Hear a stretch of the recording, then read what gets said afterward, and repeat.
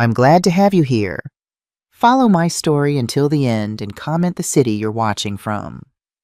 My name is Deborah Miller, and at 72 years old, I never imagined I would have to teach my own family such a harsh lesson about respect. For months, I had been preparing for my son Kevin's perfect wedding. My fingers were stiff from arthritis as I sat at my kitchen table, making the final shopping list for the wedding buffet. I had promised to take care of all the food because I wanted to save them money.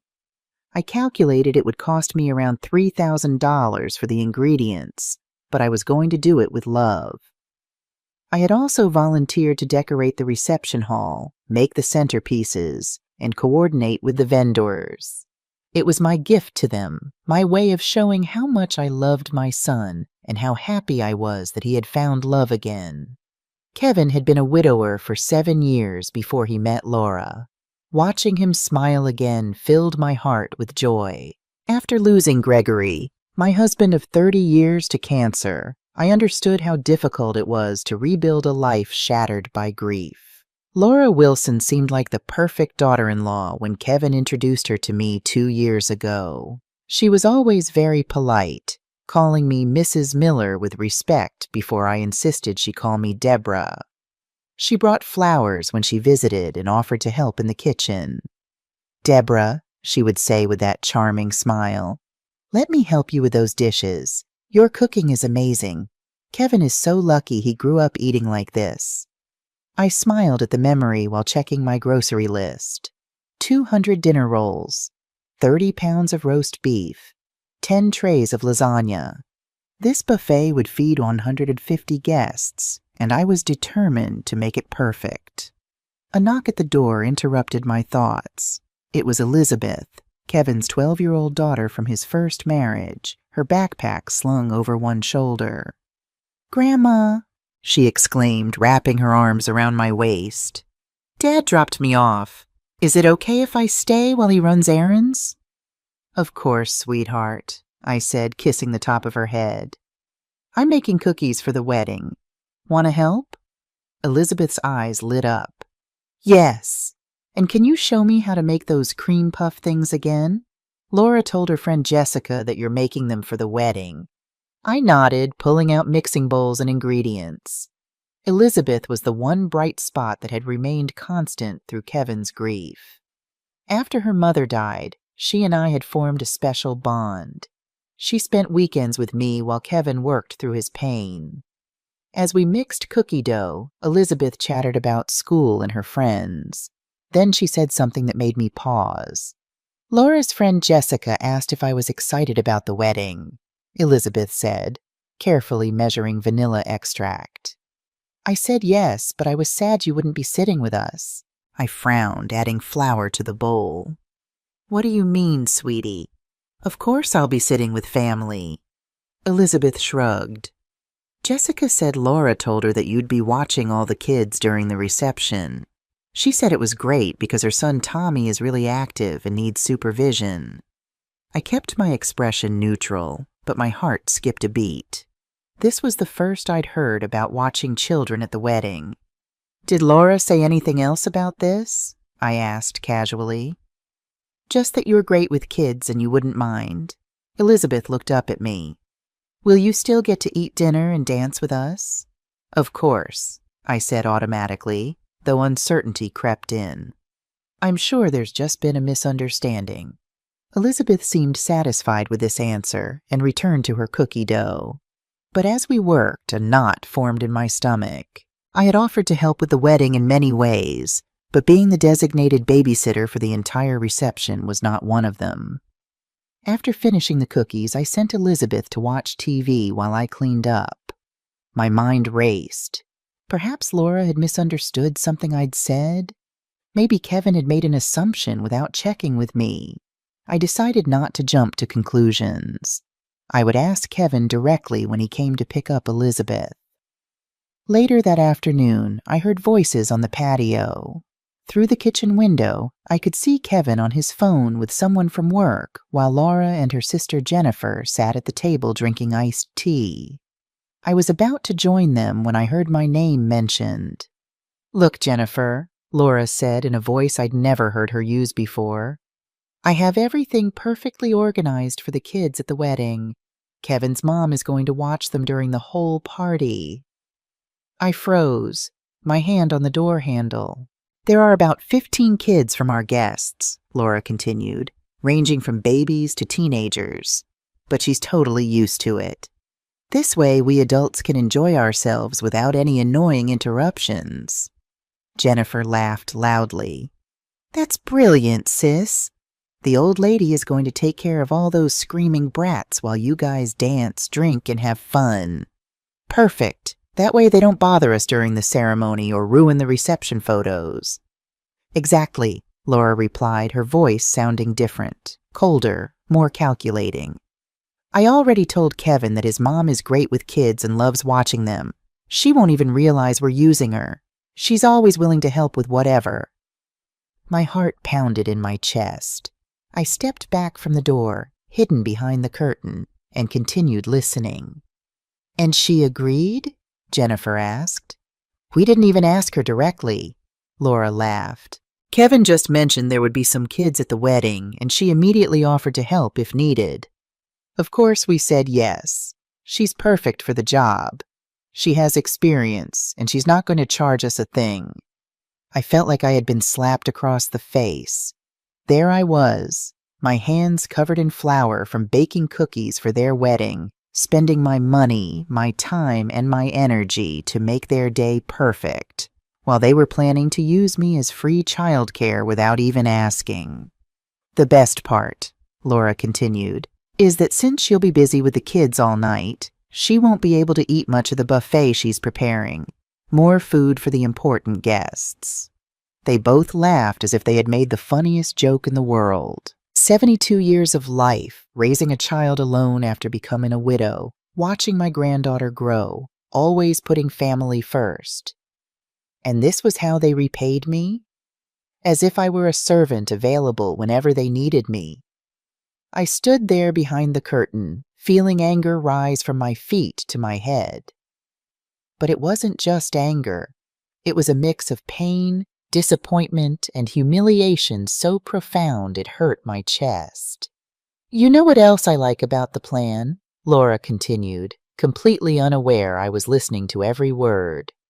Since the old lady will be running after kids all night, she won't be able to get into our adult conversations. You know how mothers-in-law are, always wanting to give their opinion on everything and telling boring stories about when Kevin was little. Jennifer burst into laughter. Oh my God, yes. My mother-in-law is the same way, always interrupting with her 50-year-old anecdotes that no one cares about. At least yours will be useful for once. Exactly. And the best part is that Kevin thinks his mom is offering out of love. He doesn't realize we planned it this way from the beginning. Men are so naive, Laura said with a malicious chuckle. I heard Kevin's footsteps approaching after he finished his call. What are my beautiful ladies laughing about? He asked with the loving voice he always used with Laura. I was telling Jennifer how organized I am, Laura replied, immediately switching back to her sweet tone. I have everything sorted out so the guests' children won't be a nuisance at the wedding. Your mom is going to watch them. Mom is an angel, Kevin said proudly, always willing to help the family. It's incredible how she still has the energy to run after kids at her age. Yeah, it's very convenient to have a mother-in-law like that, Laura murmured. But Kevin didn't catch the sarcasm in her voice. He truly believed I had volunteered for this role. My own son didn't even question whether someone had actually asked me. I walked away from the window feeling nauseous. I couldn't believe what I had just heard.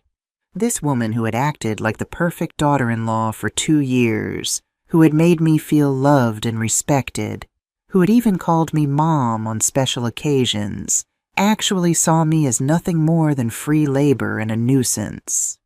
I went up to my room, my legs trembling.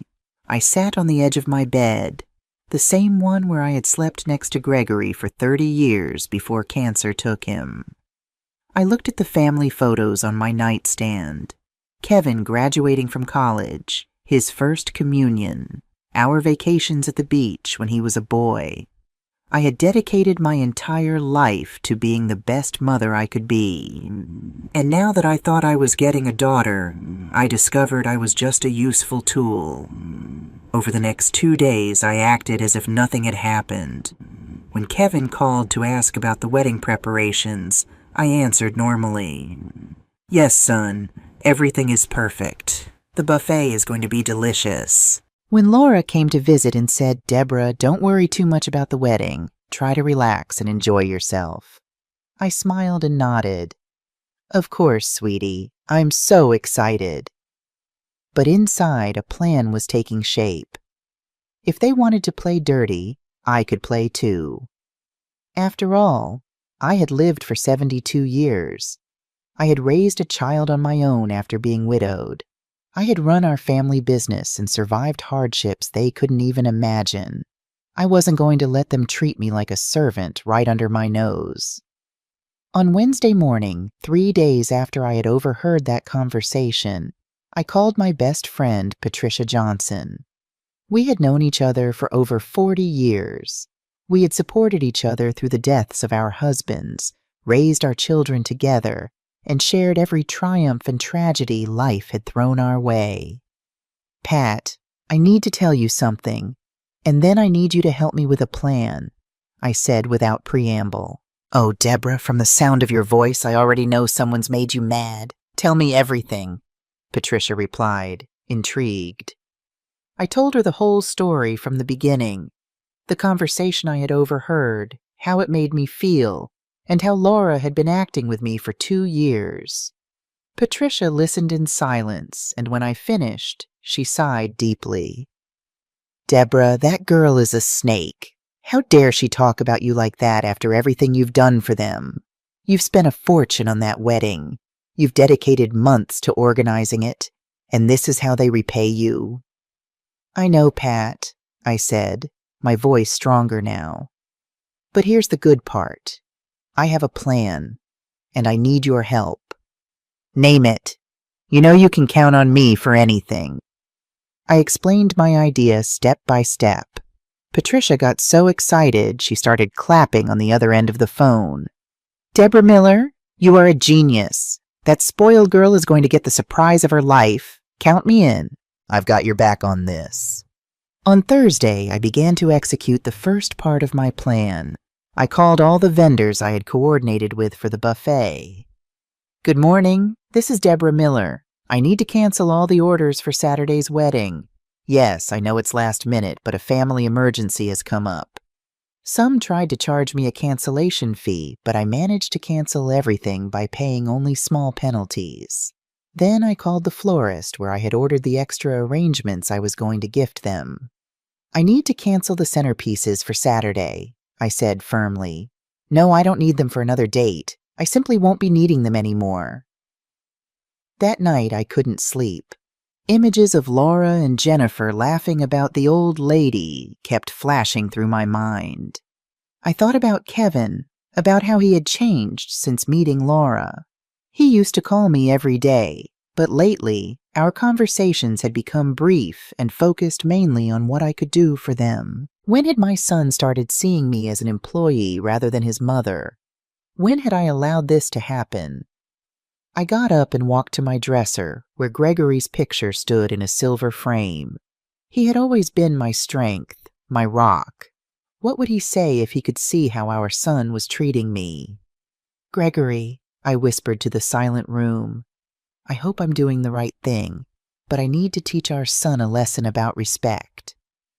On Friday night, the day before the wedding, I packed a small suitcase with clothes for 2 days, my medications, my favorite book, and some personal items. Kevin had called earlier to confirm that everything was ready. Mom, how are the preparations? Do you need me to come help you with anything? No, son. Everything is perfect. Tomorrow is going to be a wonderful day, I replied with complete calmness. Mom, you're the best. Laura and I don't know how to thank you for everything you've done for our wedding. You don't have to thank me for anything, Kevin. Tomorrow, everything is going to go exactly as you planned. That night, I barely slept, but not from nerves. It was from the excitement of knowing I was finally going to stand up for myself. On Saturday morning, the wedding day, I woke up earlier than ever. It was 5 a.m. and my eyes were wide open with an energy I hadn't felt in years. I took a shower, did my hair, and put on my favorite dress. Not the formal navy blue one I had bought specifically for the wedding, but a coral-colored one that made me feel elegant and confident. It wasn't the dress I had planned to wear to the wedding, but a special one I saved for important occasions. And this was definitely an important day, the day I reclaimed my dignity. Patricia arrived at 7 a.m. sharp, just as we had agreed. She had 2 suitcases and a conspiratorial smile that filled me with courage. "Ready for your day of freedom, Deborah?" she asked, hugging me tight. "More than ready, Pat. I've been waiting for this moment for 2 years without even knowing it." We had booked a luxury spa 2 hours outside the city, a beautiful place with a lake view where we could completely relax. The plan included massages, facials, gourmet food, and a room with a jacuzzi. Everything I had saved for the wedding buffet, I was now going to spend on myself for the first time in decades. Before leaving, I wrote a letter that I left on the kitchen table, right where Kevin always sat when he came to visit. "Dear Kevin, by the time you read this letter, I'll be enjoying a well-deserved rest. For months, I prepared everything to make your wedding perfect. But recently, I discovered that you and Laura had other plans for me. Apparently, my role in your special day was to be the free nanny for 15 children during the entire reception, without anyone bothering to ask if I wanted that job. Since the buffet I promised was also part of my unconsulted duties, I decided to cancel everything. I hope you find a quick solution. I'll be back Sunday night. With love, but with dignity. Mom." While Patricia loaded the suitcases into the car, I took one last look around my house. I looked at the kitchen where I had planned to cook all night for the buffet, the dining room where I had been organizing the centerpieces, the living room where I had tried different flower arrangements. All of that had been done with love, but that love had been misinterpreted as obligation. "Deborah, are you sure about this?" Patricia asked when I got in the car. "Because once we start, there's no turning back."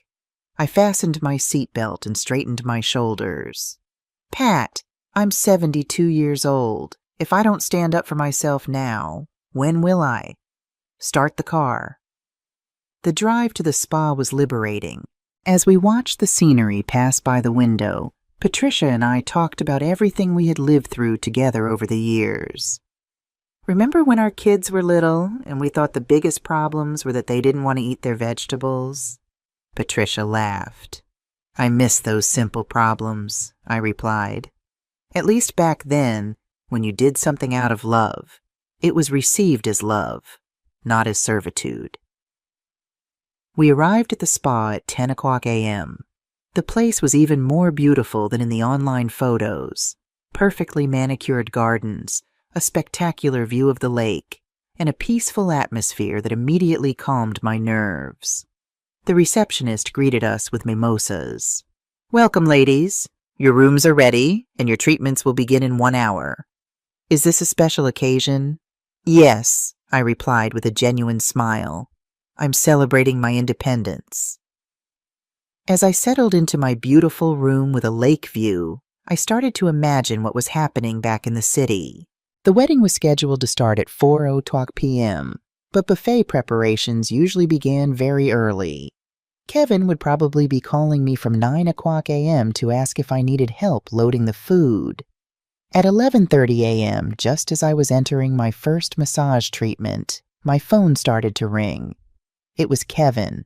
I let it ring. 5 minutes later, it rang again. And again.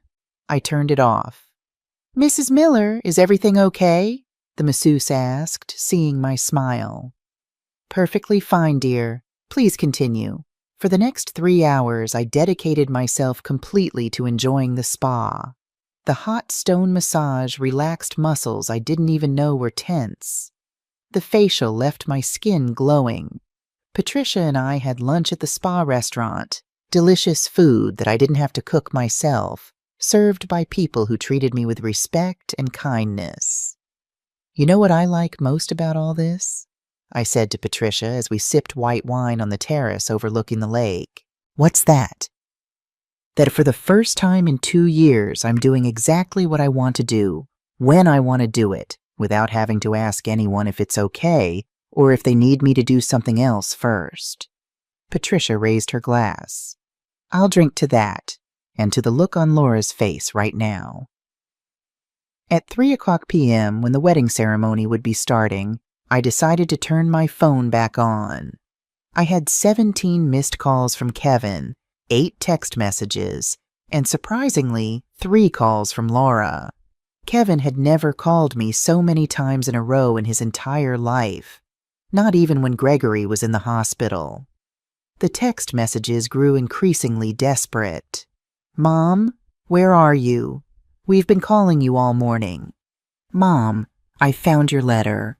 Please call me urgently. Mom, the wedding starts in an hour. Please answer. Mom, where's the food? The guests are already arriving. Mom, please, can we talk about this after the wedding? We need to solve the buffet situation now. Mom, Laura is crying. Please help us. The last message had arrived just 15 minutes ago. Mom, I know you're mad, but there are 15 children here, and we don't know what to do with them. Their parents are asking who's going to watch them. Please call me back. I took a deep breath and dialed Kevin's number. He answered on the first ring. Mom, where are you? He yelled with a desperation I had never heard from him before. Hi, son. I'm at a beautiful spa with Patricia enjoying a chocolate massage. How's your wedding going? Mom, this can't be happening. The guests are already here and there's no food. The caterers are asking where the buffet is. Laura won't stop crying. Oh, son, didn't you read my letter? I explained everything in there. I canceled the buffet when I found out that my real job was to be a babysitter, not a guest. But Mom, the wedding has already started. We can't cancel now. Kevin, you're a 45-year-old man with a good job and a fiancé who's apparently very good at organizing. I'm sure you'll find a solution. Is there a fast food restaurant nearby? Mom, you can't be serious. Son, I've never been more serious in my life. Enjoy your wedding. We're going to enjoy our spa day. Oh, and don't expect me home early tomorrow. We're going to have breakfast here, too. Wait, Mom. Laura wants to talk to you. I heard noises, crying in the background, and desperate voices. Then Laura's voice came on, no longer with her usual sweet tone. Deborah, you can't do this to us. You promised the buffet. There are 150 people here. Laura, my dear, I replied in the calmest voice I could muster. I promised the buffet when I thought I was a special guest at your wedding. But when I found out I was actually just the free domestic worker, I changed my mind. As the saying goes, labor is paid. And I never charged for my services. But the kids! There are 15 kids here, and their parents expect someone to watch them. Yes, I imagine that must be very difficult. Don't you have a sister who can help you? What was her name? Jennifer? I heard she thinks I'm very good with kids. The silence on the other end of the phone was delicious. It lasted for a few seconds that felt like an eternity. I could hear the chaos in the background, children crying, adults talking loudly, and what sounded like someone desperately moving tables and chairs. How do you know about Jennifer? Laura stammered. And for the first time in 2 years, her voice sounded broken, without that fake confidence she always displayed. Oh, sweetie, you learn a lot of things when you're 72 years old. One of those things is that walls have ears, especially when people talk so loudly on my patio. Deborah, please, can we talk about this later? Right now I need you to— You don't need anything from me, Laura, I cut her off. Based on what I heard, what you need is a professional nanny. I suggest you look in the yellow pages. I think they charge around $20 an hour per child. Let's see, 15 kids for 6 hours is $1,800, cheap compared to the $3,000 I spent on your buffet. I heard Laura yelling at someone in the background. Kevin, your mom has gone crazy. She says she knows everything we talked about. Then I heard Kevin's voice again, but now it sounded different, deeper, like when he was a boy and knew he had done something wrong. Mom, did you hear us when we were talking on the patio? I heard a lot of interesting things, son. For example, that I'm an old lady who's useful for keeping busy so I don't interrupt important adult conversations. I also heard that I'm apparently so used to watching children that I wouldn't even realize you're using me. And my favorite, that I'm like having a free professional nanny for the whole night. The silence was even longer this time. Patricia, who had been listening to the whole conversation from her chair on the terrace, gave me a thumbs up. Mom, Kevin began in a subdued voice. Kevin, you're 45 years old. You're a successful, intelligent man. Did it seriously never occur to you to ask me if I wanted to spend your whole wedding running after 15 kids instead of enjoying my only son's celebration? We thought you liked to watch kids. I like to watch my granddaughter once in a while, Kevin. I don't like being the official wedding nanny without anyone consulting me. And I definitely don't like hearing that my future daughter-in-law thinks I'm a nuisance that needs to be kept busy so I don't get in the way. Laura didn't say that. Kevin, I'm 72. I don't have Alzheimer's. I heard every word. I heard when your fiancé told her sister that she was smart for getting a free nanny. I heard when they laughed about how I wouldn't be able to eat much of the buffet because I would be busy. I heard when Jennifer said that at least I would be useful for once.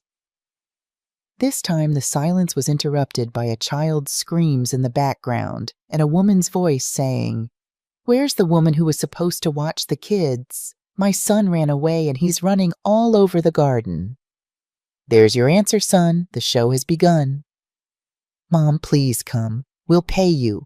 We'll give you $500 to watch the kids. I laughed so hard that Patricia was startled. $500, Kevin. 5 minutes ago it was a family favor I was supposed to do out of love.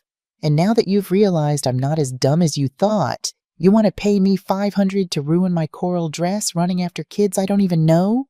Laura yelled something in the background. 1,000, Kevin shouted desperately. Kevin, there's not enough money in the world for me to go to that wedding now, but I'm going to give you some free advice. Next time you plan on using someone as an employee, ask them first. It's polite. $2,000, Kevin yelled, and now he sounded completely desperate. Kevin, my son, listen to me carefully. If you had $2,000 to pay me to be a nanny, you also had money to hire a caterer instead of making me spend my retirement on your wedding buffet. But it turns out it was more convenient for Mom to pay for everything and also work for free, wasn't it? Patricia poured me more wine and whispered, You are brilliant, my friend. Mom, Kevin's voice was now breaking. Please don't do this to me. It's my wedding. Kevin, I'm not doing anything to you. You did something to me. You and your fiancé decided I was your personal employee without consulting me. I'm just deciding that I don't accept that job. But we can't get a caterer at this hour. The guests are going to be hungry. You know what, son? That's called planning. When you organize a wedding, you're supposed to make sure you have food and a babysitter. You assumed you had both for free, but you were wrong.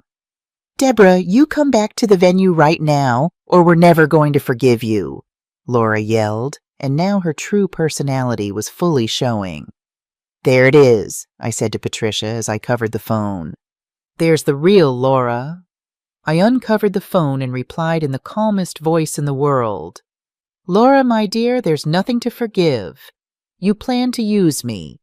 I decided not to let myself be used. It's as simple as that. And frankly, after hearing your true tone of voice, I'm very glad I'm not there.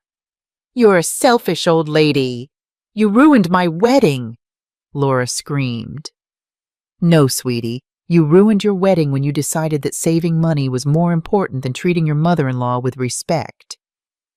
I just decided not to be an accomplice to my own humiliation. Kevin took the phone again. Mom, the kids are running all over the place. One got into the kitchen and knocked over the entire cake. Another one hid under the main table. The parents are furious. Kevin, and where's that smart Jennifer? Can't she help her sister with the kids? Jennifer says she didn't know she had to watch kids, that it was your job. How convenient. The same Jennifer who was laughing that the old lady was going to watch all the screaming brats now says she can't help. Mom, please. Kevin, I'm going to hang up now because my chocolate massage is waiting. But before I do, let me tell you something. I hope this experience teaches you that your mom is not your personal employee. I'm a 72-year-old woman who deserves respect, not a servant you can use when it's convenient for you. Wait, Mom, are you really not coming? I'm really not coming. Enjoy your wedding. We're going to enjoy our spa day. And tomorrow we'll see. First, I want you to reflect on what happened here, and I want your wife to reflect on what it means to have a family.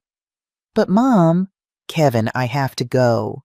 My masseuse is waiting for me, and unlike you guys, she's treating me with respect because I'm paying her for her services. I hung up the phone and put it on silent. Patricia was clapping. Deborah, that was masterful. How do you feel? I took a deep breath, feeling lighter than I had in years. I feel free, Pat. For the first time in 2 years, I feel completely free. After hanging up the phone, I sat on the spa terrace, looking at the lake, and feeling a peace I hadn't experienced in a long time. Patricia watched me with a mix of admiration and concern. Deborah, are you sure you did the right thing? She asked, taking a sip of her wine. I mean, I know you were right, but Kevin is your only son. Pat, precisely because he's my only son, I need to teach him this lesson. If I don't do it now, Laura is going to turn him into someone who treats his own mother like a domestic worker, and I'm not going to allow that. For the next 2 hours, my phone vibrated constantly, but I kept it on silent. Patricia and I enjoyed our spa treatments as if nothing were happening in the outside world. The collagen facial left my skin as soft as a baby's, and the aromatic oil massage relaxed muscles that had been tense for years from the stress of trying to be the perfect mother, grandmother, and future mother-in-law. You know what the funniest thing about all this is? I said to Patricia while we were in the jacuzzi watching the sunset. What? That for 2 years I tried so hard to be the ideal mother-in-law that I lost my own identity. I cooked what Laura liked. I decorated how she thought was pretty. I even changed the way I dressed to fit her image of the perfect grandmother. I always thought that was strange, Patricia admitted.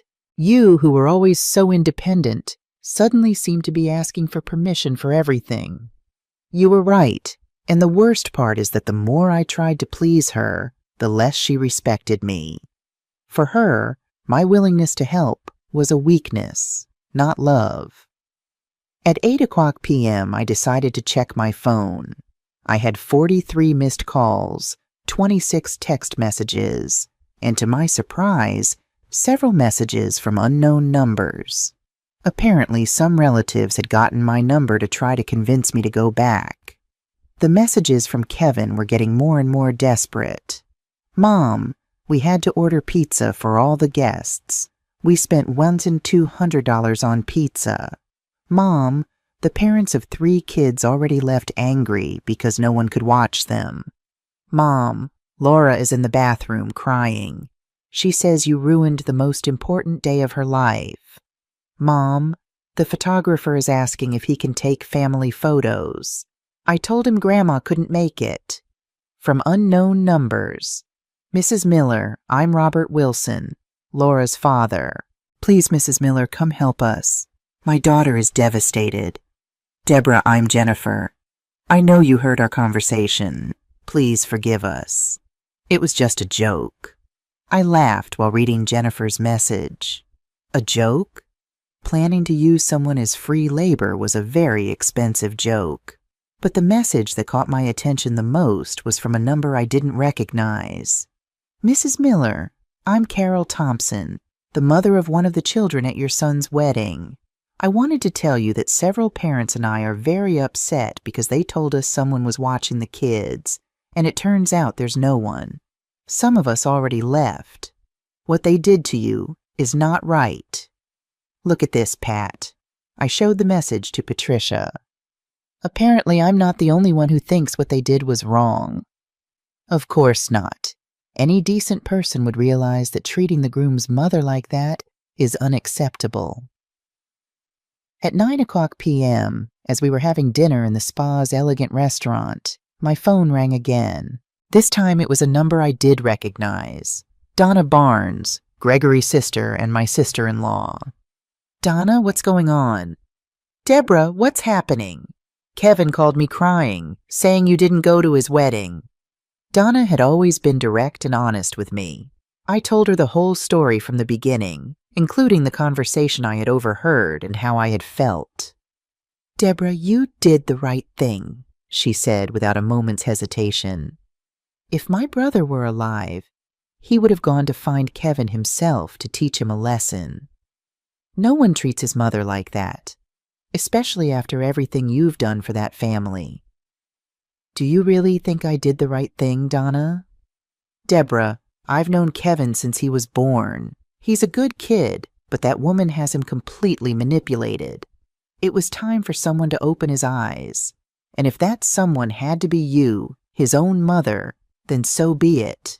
Donna told me that other relatives had already found out what had happened because Kevin had been calling everyone asking for help. "Most people are on your side, Deborah. Your cousin Rose says Laura always seemed fake to her, and your nephew Charles is furious with Kevin for treating you that way." After talking to Donna, I felt more confident in my decision. I wasn't being a cruel mother. I was being a mother who respects herself and teaches her son to do the same. As I prepared for bed that night in my luxurious spa suite, I thought about Kevin and the mess I had left him to deal with. Part of me felt guilty. After all, it was his wedding day. But a stronger part of me knew this lesson was long overdue. "Gregory," I whispered to the darkened room, imagining my husband was there with me. "I hope you would have been proud of me today. I finally stood up for myself." And somewhere in my heart, I knew he would have been. What would you do if you were in my place? Have you ever been through something similar? Comment below and let me know which city you're watching from. While I enjoyed the peaceful serenity of the spa, a very different scene was unfolding at Kevin and Laura's wedding reception. The elegant banquet hall that had been decorated with white roses and silver accents was now in complete disarray. Tables that should have been laden with my carefully planned buffet stood empty except for hastily ordered pizza boxes stacked in uneven piles. The champagne fountain that Laura had insisted on having looked absurdly out of place next to the paper plates and plastic cups they'd managed to find at the last minute. Children ran freely between tables while harried parents attempted to corral them. One little boy, about 5 years old, had managed to climb onto the dessert table and was finger painting with the frosting from what remained of the wedding cake. 2 teenage girls sat in a corner, rolling their eyes and filming the chaos on their phones, undoubtedly to share on social media later. Elizabeth, my 12-year-old granddaughter, had positioned herself by a table of younger children, trying desperately to keep them entertained with paper napkin origami. Her formal dress already had a juice stain down the front, but she soldiered on, showing maturity beyond her years. "Daddy, can I use your phone to call Grandma again?" she asked when Kevin rushed past. "Not now, Lizzie," he snapped, then immediately looked contrite. "I'm sorry, honey. Grandma's not coming. We'll talk about it later." Kevin was sweating through his tuxedo as he moved from table to table, apologizing to guests. His hair stood on end from running his hands through it repeatedly and his boutonniere hung limply from his lapel. This was not the confident, successful businessman who normally commanded respect in boardrooms. This was a man whose carefully planned day had imploded spectacularly. Laura was no better. Her perfectly coiffed hair had collapsed, and her mascara had left dark tracks down her cheeks. She sat at the bride's table, flanked by her bridesmaids who were awkwardly patting her back and shooting venomous glances around the room as if looking for someone to blame. Jennifer, Laura's sister and maid of honor, was frantically trying to corral 3 toddlers who had discovered the joy of sliding across the polished dance floor in their dress shoes. "I didn't sign up for this," she kept muttering as one little boy escaped her grasp yet again. "I'm wearing Louboutins, for God's sake." Robert Wilson, Laura's father, stood by the bar, downing his 3rd scotch while observing the disaster unfold. When the bartender asked if he wanted another, he shook his head. "My daughter always gets exactly what she wants," he said to no one in particular. "Always has." Maybe this is what she needed. Carol Thompson, who had texted me earlier, was gathering her things and her 7-year-old son. "Kevin," she said, approaching the groom, "I'm sorry, but we're leaving. You told us there would be supervised activities for the kids. Tommy's bored, hungry, and just spilled punch all over himself." "Carol, please," Kevin began. "We're trying to—" "I know it's not your fault," she interrupted, lowering her voice. "My sister-in-law works with Laura at the marketing firm. She told me how your mother spent thousands on this wedding and was then expected to babysit without even being asked. I don't blame her for walking out." Kevin's face flushed with shame. "It's more complicated than that." "Is it?" Carol's gaze was steady. "Your mother is what, 70? And she was going to cook for 150 people and then work all night watching our kids? For free? While you two danced and celebrated? That doesn't sound complicated to me. It sounds entitled." Before Kevin could respond, a crash from across the room drew his attention. One of the children had pulled down a decorative column, sending the flower arrangement atop it crashing to the floor. Laura's wail could be heard above the general din. "This is a nightmare!" Amid the chaos, Elizabeth quietly slipped outside to the garden. Finding a secluded bench, she pulled out her phone and, against her father's wishes, called me. "Grandma?" Her voice was small when I answered. "Are you okay?" My heart squeezed painfully. "I'm fine, sweetheart. Are you all right?" "It's really bad here," she whispered. "Laura keeps crying, and Dad looks like he might cry too. There's pizza everywhere, and some kids broke the cake, and nobody knows what to do." "I'm sorry you're having to see all this, Lizzie." "I'm not mad at you," she said firmly. "I heard Laura's sister talking. She said really mean things about you. She called you the old bag and said you were supposed to keep the brats under control. That's not right. Out of the mouths of babes, as they say." "No, it's not right, honey. When are you coming home? Can I come stay with you tomorrow?" "I'll be back tomorrow evening. And yes, you can always come stay with me. You know that." "I love you, Grandma. I gotta go before Dad sees me on the phone." "I love you too, Lizzie. Be strong." As she hung up, I fought back tears. I hadn't thought about how my actions would affect Elizabeth. She was caught in the middle of this mess, witnessing adult behavior at its worst. But her words also reassured me that I'd done the right thing. Children see more than we give them credit for. Back at the reception, Kevin had finally managed to gather most of the children in one area of the hall, where the DJ was valiantly attempting to lead them in simple dances to keep them occupied. It wasn't the elegant celebration Laura had envisioned, but at least it contained the chaos somewhat. Robert Wilson approached his son-in-law, guiding him to a quiet corner. "This is quite the disaster, isn't it?" Kevin loosened his tie, looking defeated. "Mr. Wilson, I'm so sorry about all this. We never expected—" "Cut the crap, Kevin," Robert said, not unkindly. "Laura told me your mother was going to handle everything. The food, the kids, probably would have cleaned up afterward too, I imagine." That was the plan, yes. And did you ask your mother if that's what she wanted to do on her only son's wedding day? Kevin's silence was answer enough. That's what I thought. Robert sipped his water. You know, when my wife, Laura's mother, died, I was lost. Raising 2 girls alone was the hardest thing I've ever done. But the one thing I failed to teach Laura was that the world doesn't revolve around her.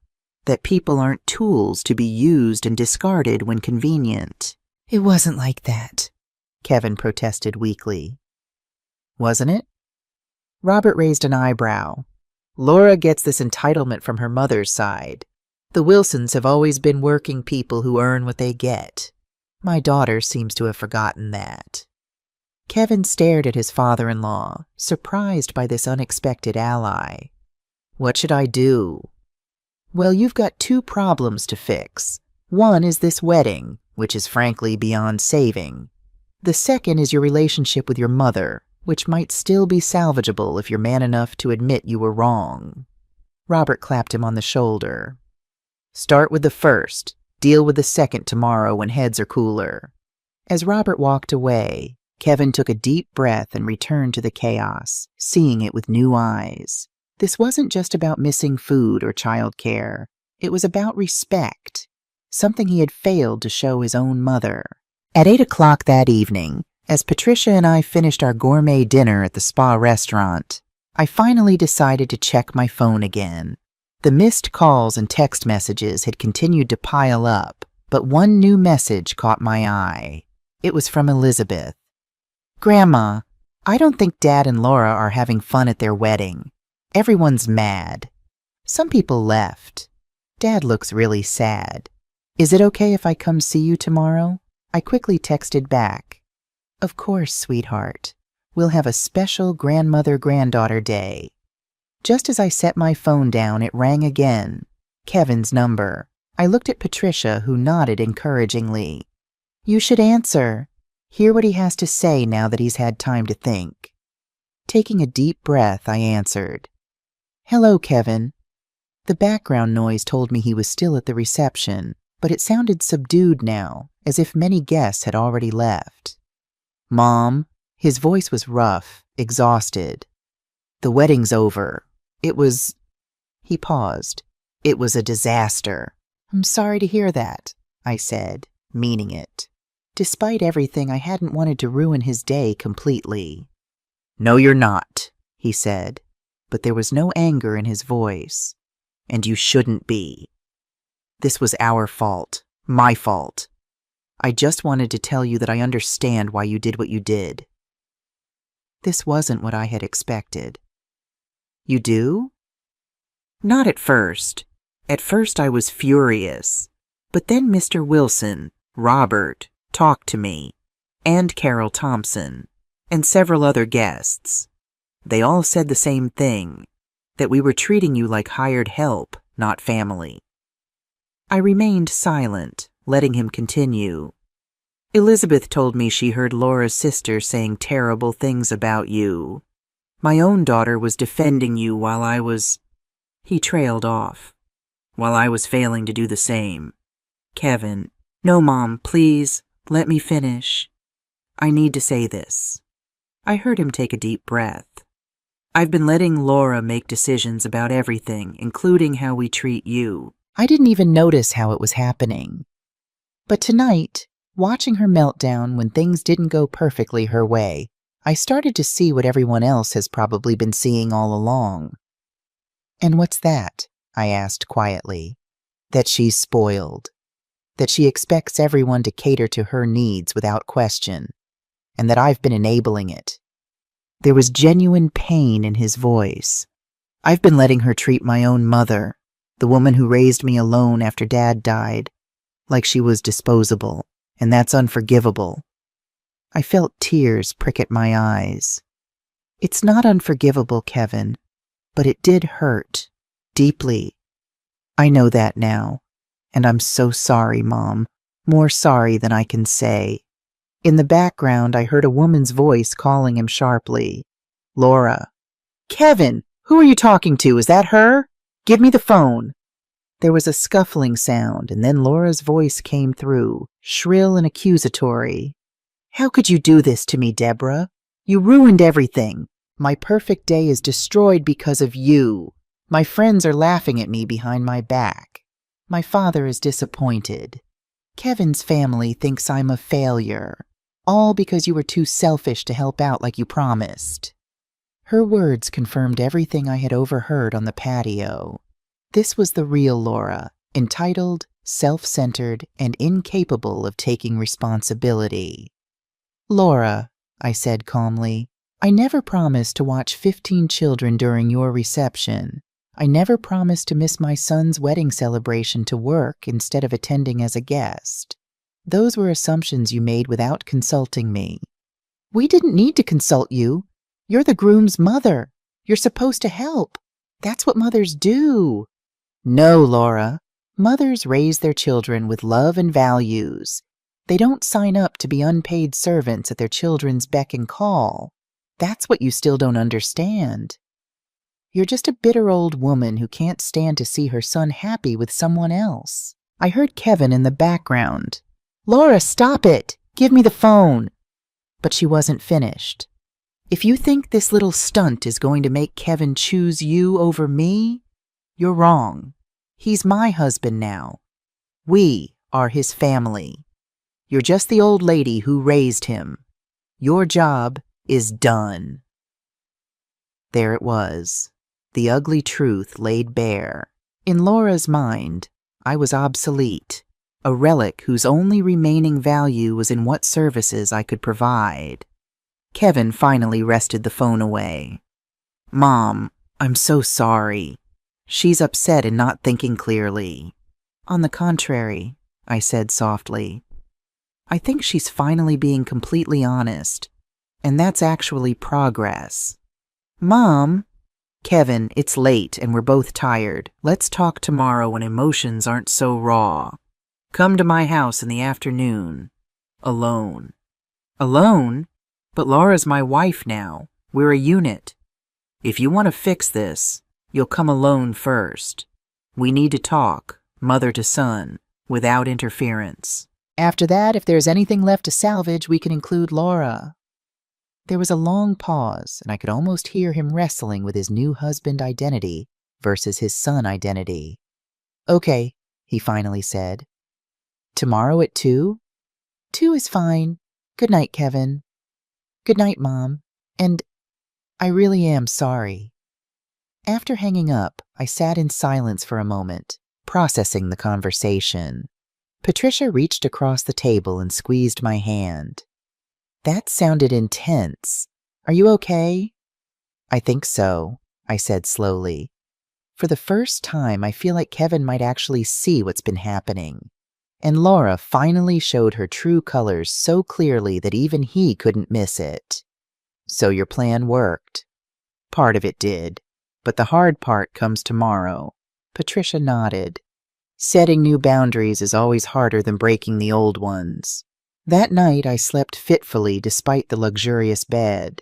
My dreams were a confused jumble of wedding disasters, Gregory's disapproving face, and Elizabeth crying. I woke early, feeling less refreshed than I'd hoped, but still determined. After breakfast, Patricia and I enjoyed a final spa treatment before checking out. The drive home was quieter than our journey there, both of us lost in our own thoughts. "Do you want me to stay with you when Kevin comes?" Patricia asked as she dropped me off at my house.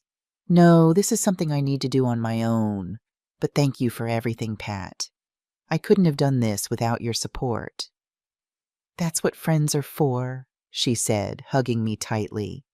"Call me tonight and tell me everything. And remember, you deserve respect. Don't settle for less, even from your son." After Patricia left, I unpacked and tidied up, then made a cup of tea and sat in my living room, gathering my thoughts. The house felt unusually quiet, as if holding its breath for the coming confrontation. At precisely 2 o'clock, the doorbell rang. Taking a deep breath, I went to answer it. Kevin stood on my porch, looking like he hadn't slept in days. His wedding suit had been replaced by jeans and a rumpled button-down shirt. His eyes were bloodshot, and his face had the drawn look of someone under immense stress. "Hi, Mom," he said, his voice subdued. "Come in, Kevin." I stepped aside to let him enter, noticing how he hesitated at the threshold as if unsure of his welcome. This was new. For all his adult life, Kevin had walked into my home with the confidence of someone who knew they belonged. We sat in the living room, him on the edge of the sofa, me in my armchair. The coffee table between us felt like a demilitarized zone. "How was the rest of the wedding?" I asked, breaking the ice. Kevin gave a humorless laugh. "After you hung up? About half the guests had already left. The other half were only staying out of morbid curiosity or because they were too drunk to drive." He rubbed his face wearily. "We cut the cake, what was left of it, did a quick first dance and called it a night. No one seemed disappointed when we ended early." "I see." "Laura cried all the way to the hotel. Then she got angry. Then she cried again." He sighed heavily. "She wanted to cancel our honeymoon, but I convinced her we needed the time away. She's at the airport now with Jennifer. I'm supposed to join them tomorrow." "You're not going today?" I told her I needed to fix things with you first. She didn't take it well. A week ago, I would have immediately tried to smooth things over, tell him to go to his bride, assure him we could talk later. But not today. Today I stayed silent, letting him lead. "Mom, I need to apologize properly. What we did, was wrong. We took advantage of you. We made assumptions. We treated you like the help," I finished for him. He winced but nodded. "Yes, like someone whose time and feelings didn't matter." It hurt, Kevin, more than I can express. "I know. Or at least I'm starting to understand." He leaned forward, elbows on his knees. "I've been thinking about it all night, about how things have changed since I met Laura, about how I stopped calling you just to chat, how every conversation became about what you could do for us, how I stopped defending you when Laura made little comments." "You noticed those comments and still said nothing?" This revelation stung freshly. Kevin's face flushed with shame. I told myself she didn't mean it that way, that it was just her sense of humor, that I was being too sensitive. He shook his head. "But deep down I knew. I just didn't want to rock the boat." "You chose peace with her over respect for me." "Yes." The simple admission hung in the air between us. "And I'm so sorry, Mom. You deserved better from your son." I studied him, looking for signs that these words were just another performance. But his remorse seemed genuine. Still, words came easily in moments of crisis. It was actions that revealed true change. "Kevin, I appreciate your apology, but I need you to understand something fundamental. This isn't just about the wedding. This is about 2 years of slowly eroding boundaries. 2 years of being relegated from mother to useful resource. 2 years of watching my son become someone I barely recognize." He flinched but didn't argue. The wedding was just the final straw. Hearing you and Laura talk about me as if I were a convenient service rather than a person with feelings and autonomy. I understand that now. Do you? Because moving forward, things need to change. I won't be taken for granted anymore. I won't be expected to drop everything whenever Laura decides she needs something. I won't be spoken about or to disrespectfully. And I certainly won't be treated as a free babysitter, cook, or housekeeper. Kevin nodded slowly. "That all sounds completely reasonable." "It is reasonable. The fact that it needs to be stated explicitly is the problem." I leaned forward, making sure he met my eyes. "Kevin, I love you. You are my only child, and nothing will ever change that. But love without respect isn't healthy. For either of us." "What about Laura?" he asked quietly. "She said some unforgivable things." Laura and I will need to have our own conversation. But first, she needs to understand that her behavior was wrong. Not just because it led to a ruined wedding, but because it was fundamentally disrespectful. She's very upset right now. I imagine she is, but being upset doesn't excuse cruelty or entitlement. Kevin was silent for a long moment, wrestling with something internally. Finally, he looked up.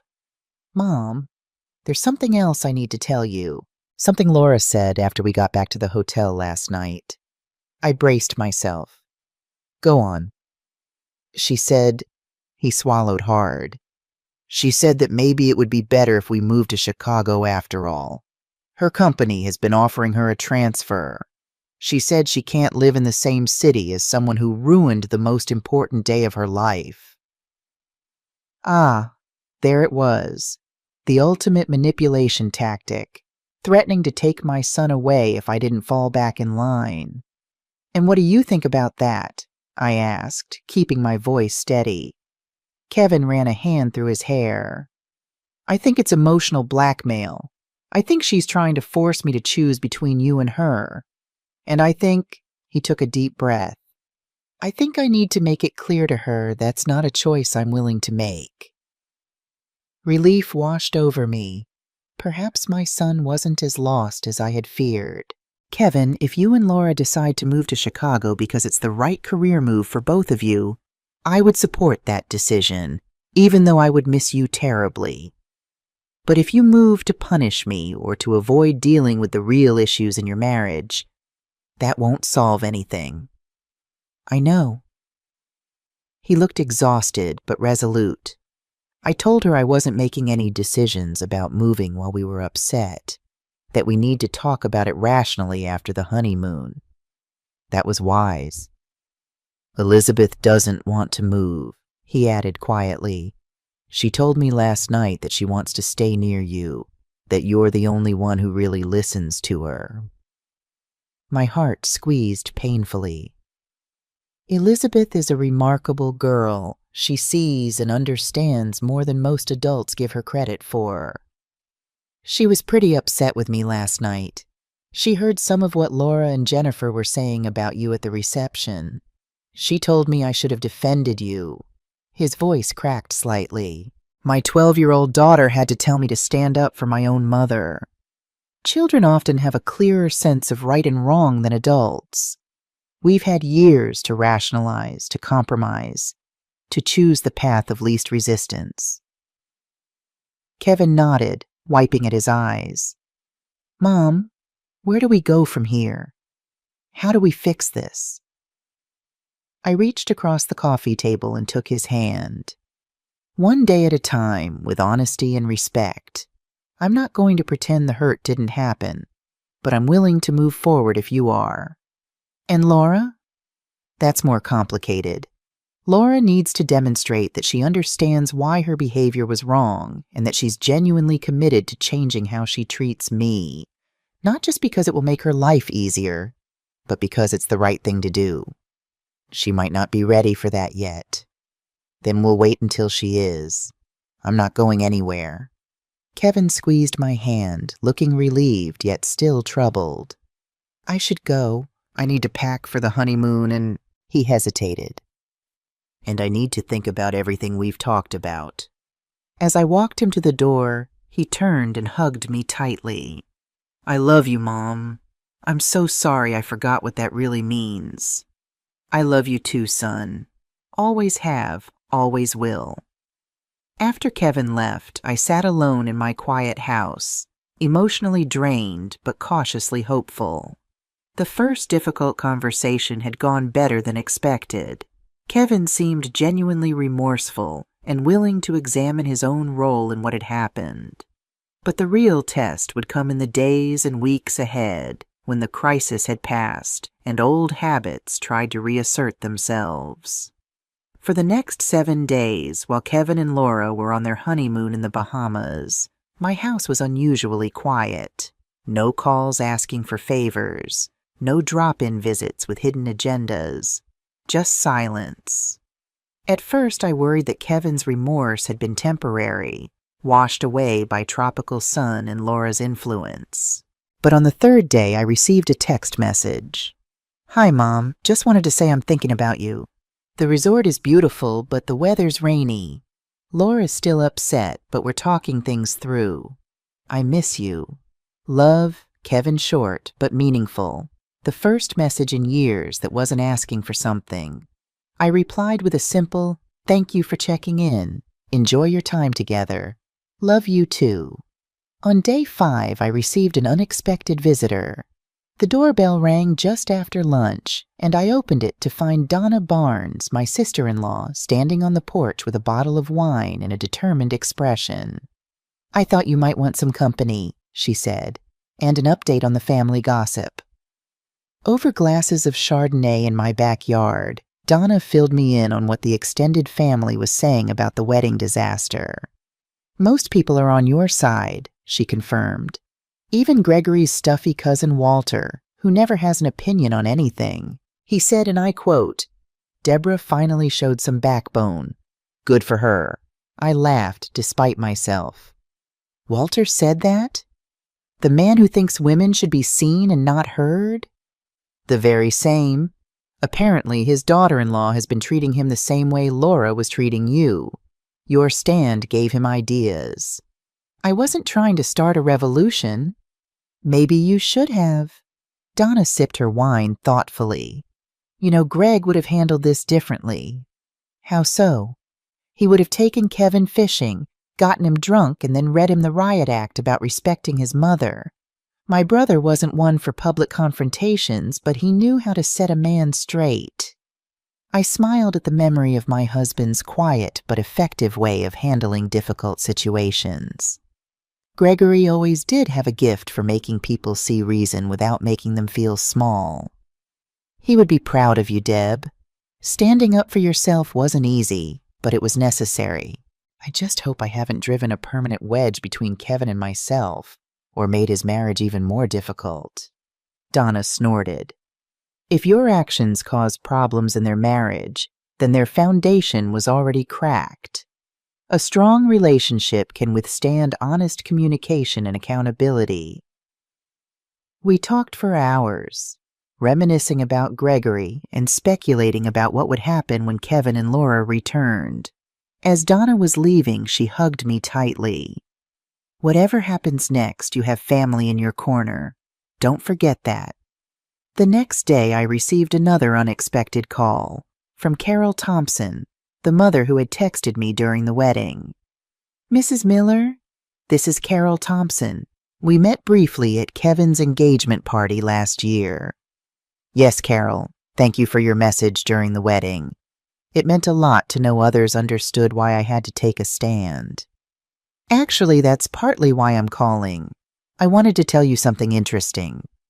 She lowered her voice as if sharing a secret.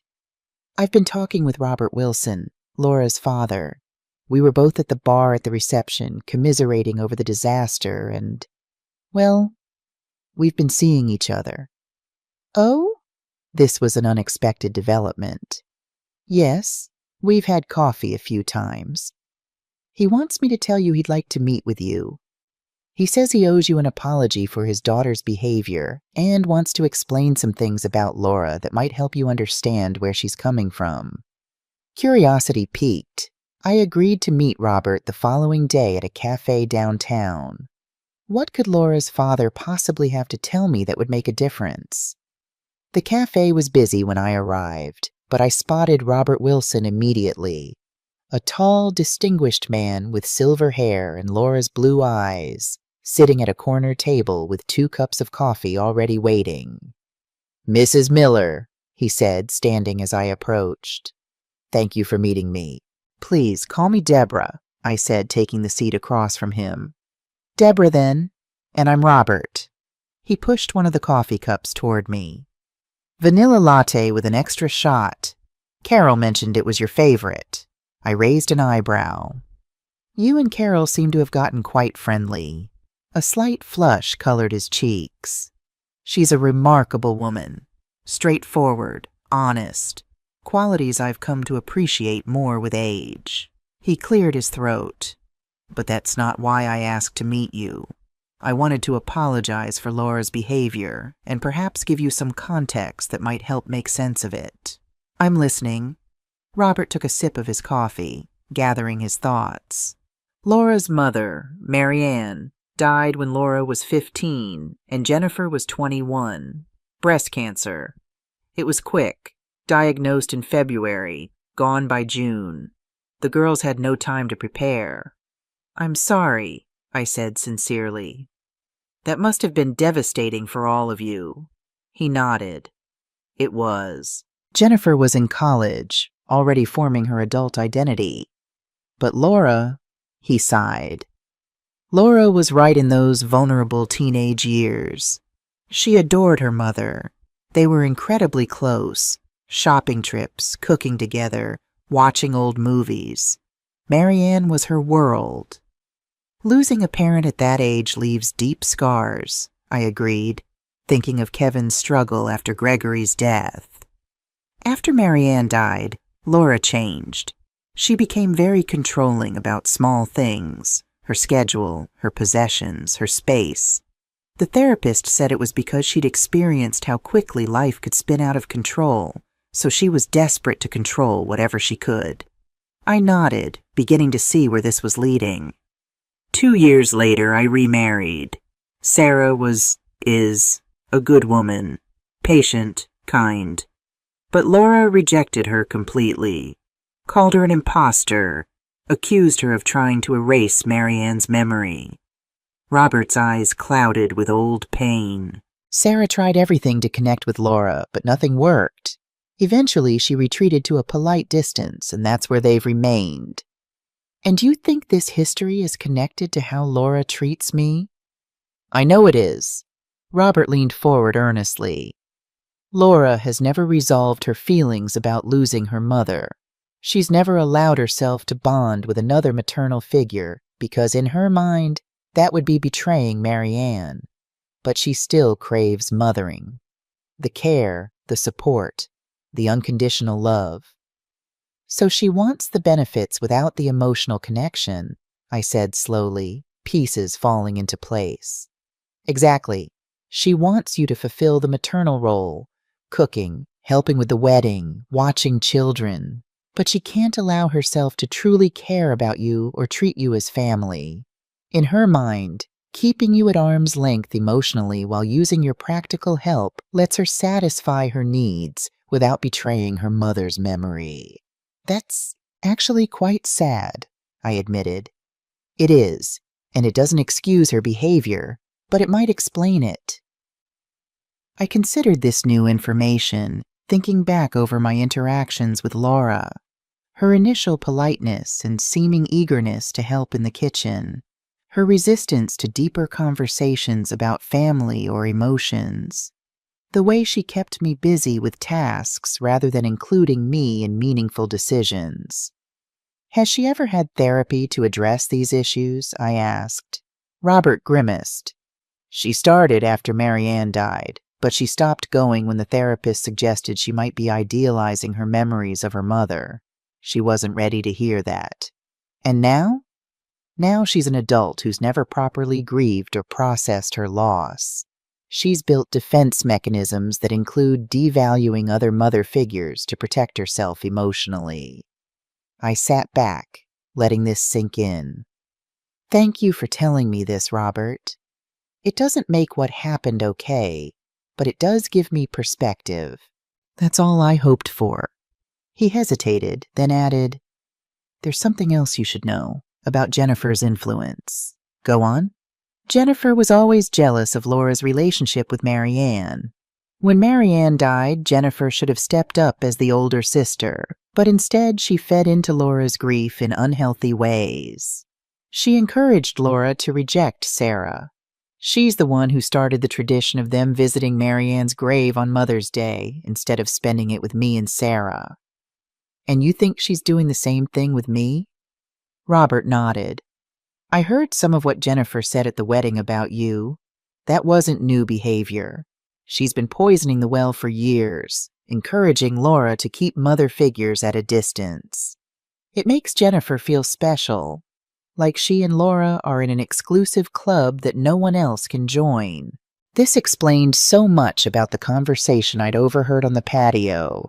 Jennifer's enthusiastic support of using me as free labor while keeping me emotionally excluded. I appreciate your candor, Robert. This can't be easy to discuss with a virtual stranger. You're not a stranger, Deborah. You're family now, whether Laura is ready to accept that or not. He smiled sadly. And family should understand each other, even when they disagree. Does Kevin know any of this? Some of it. I tried to explain after the wedding disaster, but he was too shocked and angry to really hear me. I think he's figuring it out for himself now. As our meeting concluded, Robert made an unexpected offer. I'd like to help facilitate a conversation between you and Laura when they return from their honeymoon, if you're willing. I considered this. Having Robert present might actually help. He understood Laura in ways I couldn't, and she might be more receptive with her father there. I'd appreciate that, Robert, but only if Kevin is there too. This affects all of us. Agreed. I'll set it up. He shook my hand warmly. And Deborah? What you did took courage. Standing up for yourself isn't selfish. It's necessary. Something I wish I'd learned much earlier in life. As I drove home, my mind was swimming with this new information. Laura wasn't just a spoiled, entitled young woman as I'd assumed.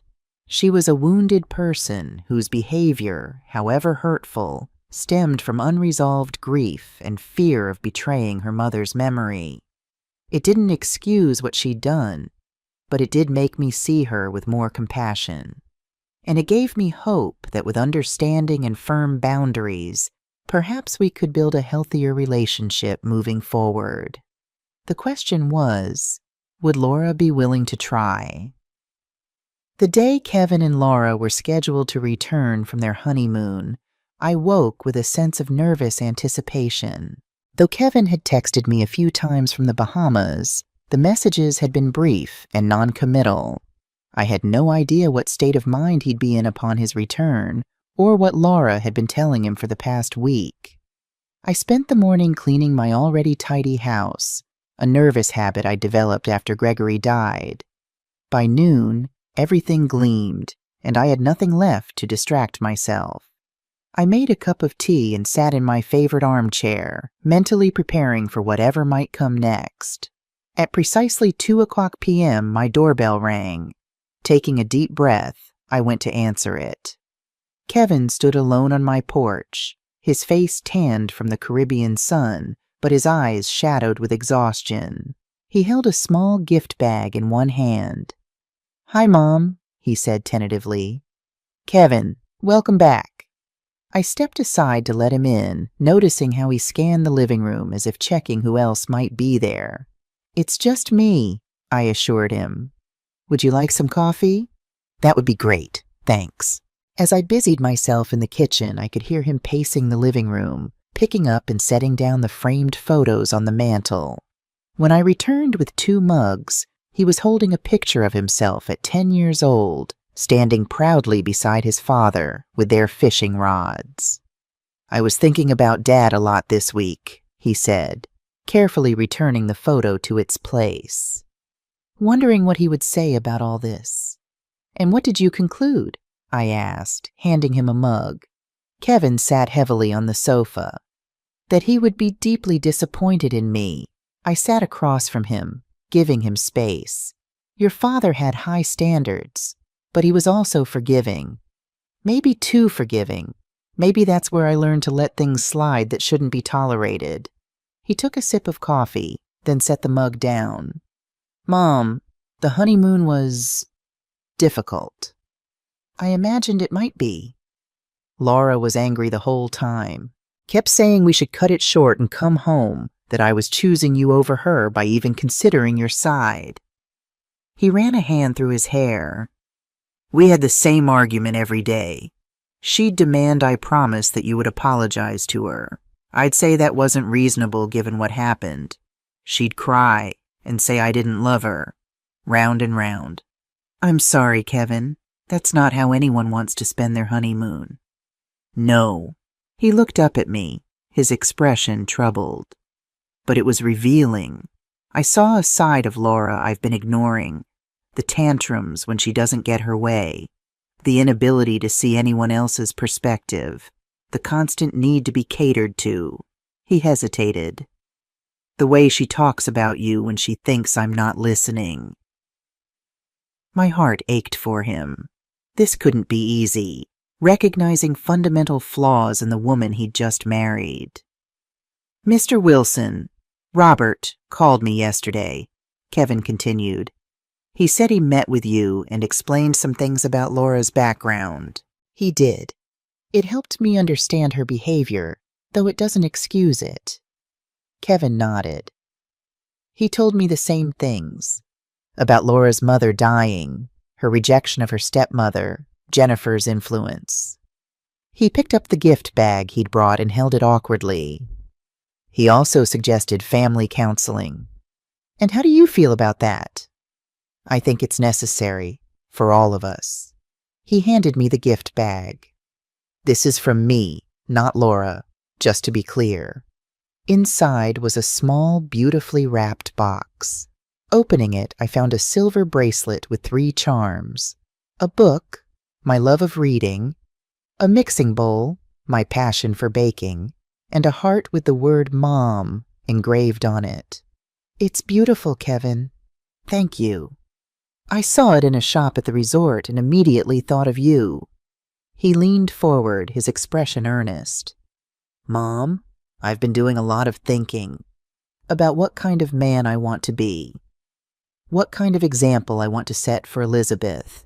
And I realized that by allowing Laura to disrespect you, I've been teaching Elizabeth that it's okay to devalue older women, that their time, their feelings, their dignity doesn't matter. And is that what you believe? Of course not, but actions speak louder than words, don't they? I've been showing her something very different from what I claim to believe. I nodded, encouraged by his self-awareness. I told Laura that things have to change, he continued, that I won't tolerate her treating you like a servant, that if she wants to be part of this family, she needs to show respect to all its members.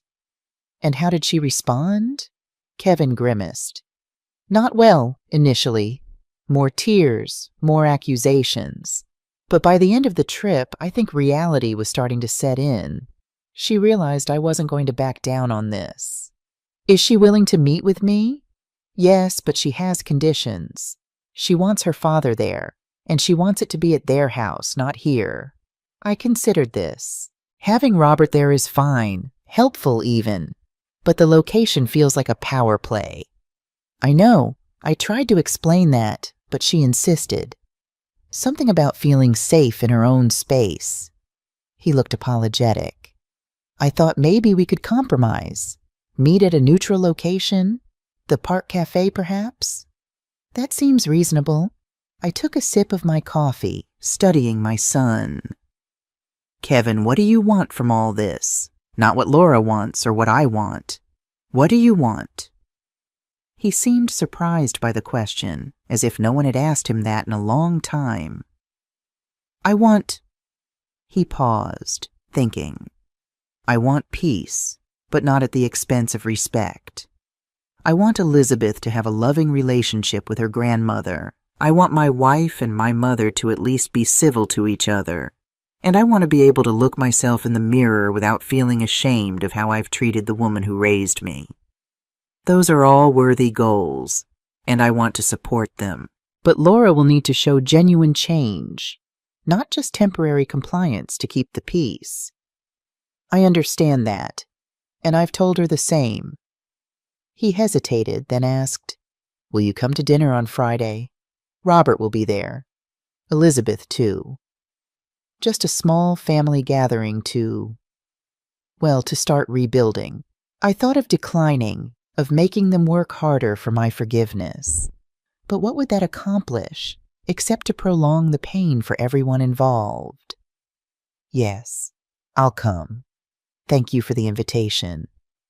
Relief washed over Kevin's face. Thank you, Mom. I promise things will be different. Don't promise, Kevin. Show me. Consistency over time is the only real proof of change. He nodded solemnly.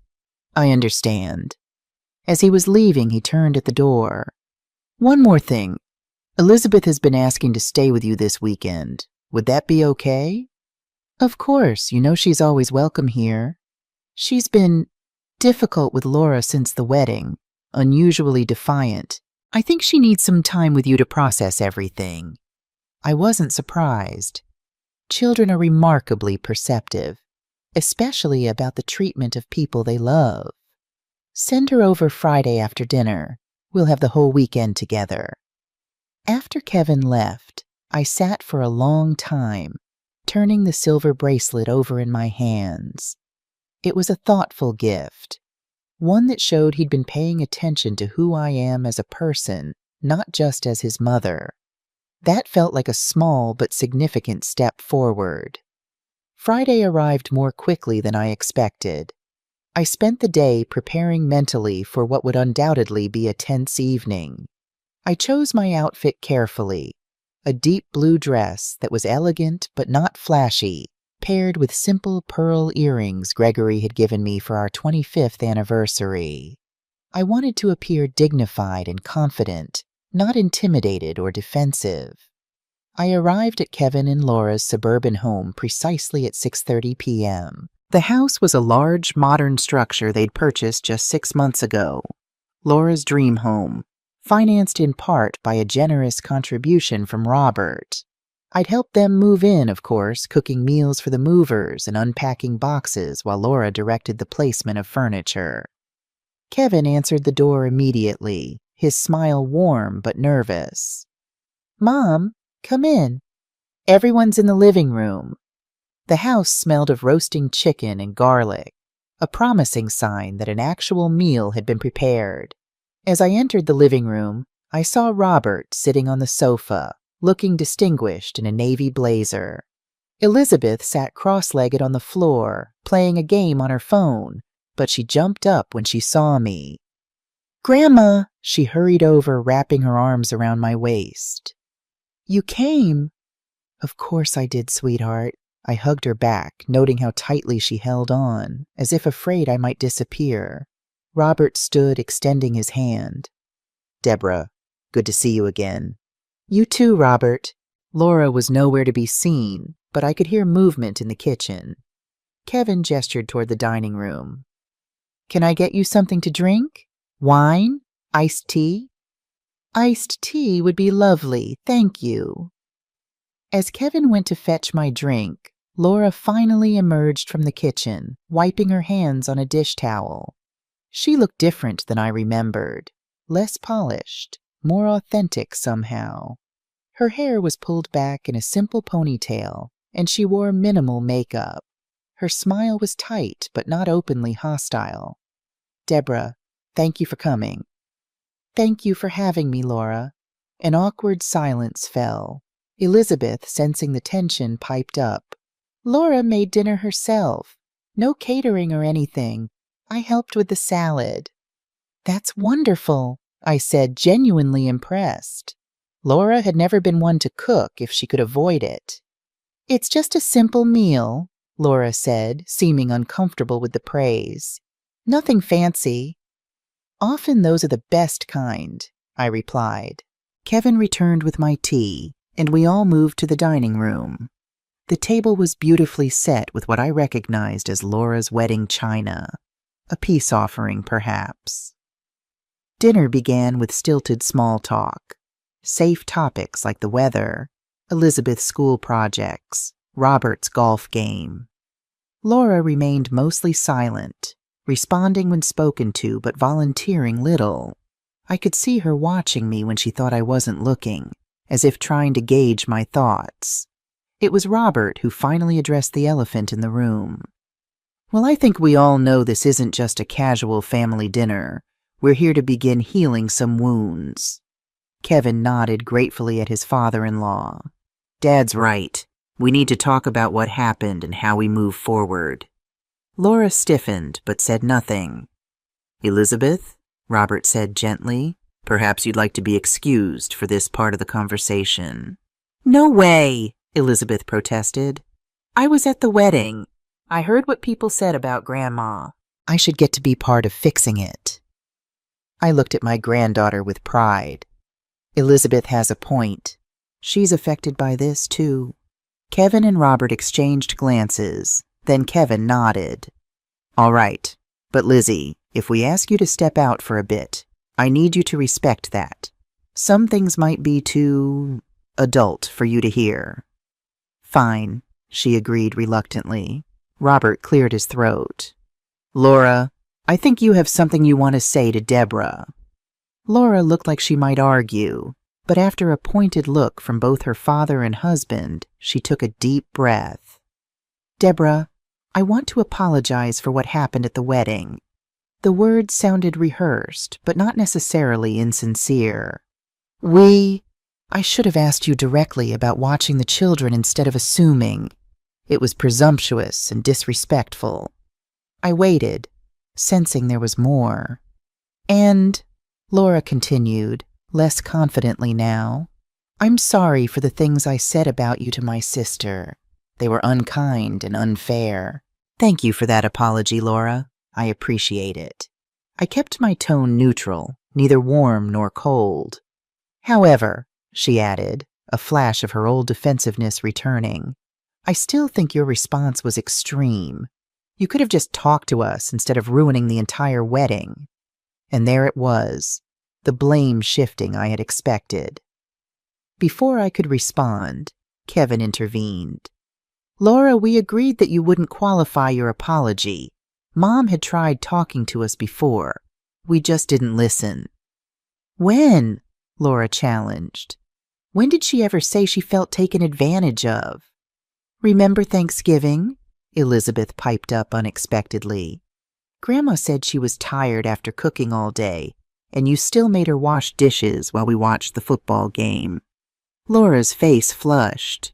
"That's not—" "And my birthday," Elizabeth continued, gaining confidence. "Grandma made all the food and cleaned up afterward, and you didn't even say thank you. I heard her tell Dad later that she felt unappreciated, but he just said you were stressed from work." Kevin looked stricken. "Elizabeth, that's enough." "But it's true. You guys treat Grandma like she's the maid, not family." Elizabeth's eyes filled with tears. "It's not fair." The table fell silent. Elizabeth's raw honesty had exposed the patterns none of the adults had been willing to fully acknowledge. Robert placed a gentle hand on his granddaughter's shoulder. "Elizabeth, thank you for your honesty. It's important that we hear these things, even when they're difficult to face." Laura stared at her plate, her expression a mixture of embarrassment and resentment. "Is that how everyone sees me? As some kind of monster who exploits an old woman?" "No one is calling you a monster, Laura," I said quietly. "But there has been a pattern of taking my time and efforts for granted, of assuming I would always be available to help without being properly asked or thanked." "I thank you," Laura protested. "Sometimes, yes, but more often my help is simply expected, as if it's my duty rather than my choice." Kevin reached for Laura's hand. "Honey, Mom isn't attacking you. She's just explaining how she's felt." Laura pulled her hand away. "Everyone's against me, even Elizabeth." "That's not true," Robert said firmly. "We all want this family to work, but that requires honesty and accountability from everyone. Including me," I added. "I should have spoken up sooner instead of letting resentment build. I should have been clearer about my boundaries." Laura looked up, surprised by my admission. "But," I continued, "that doesn't change the fact that the way I was being treated was wrong. And it doesn't excuse the hurtful things you said about me." "I didn't think you'd hear those things," Laura muttered. "Would that make them okay?" Kevin asked gently. Laura's expression crumpled. For the first time, I saw genuine emotion break through her careful facade. I don't know how to do this, she whispered. I don't know how to have a mother-in-law. Robert reached across the table and took his daughter's hand. Laura, remember what we talked about your mother, and how you've struggled with maternal figures since she died? Laura nodded, tears starting to fall. Maybe it's time to tell Deborah about that, to help her understand. Taking a shaky breath, Laura began to share her story about losing her mother at 15, about rejecting her stepmother, about her complicated feelings toward older women who took on maternal roles.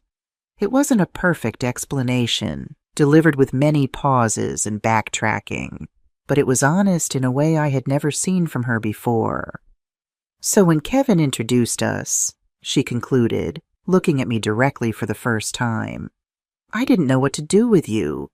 I wanted your approval, but I was afraid of getting close. It seemed safer to keep you busy with tasks than to risk developing a real relationship.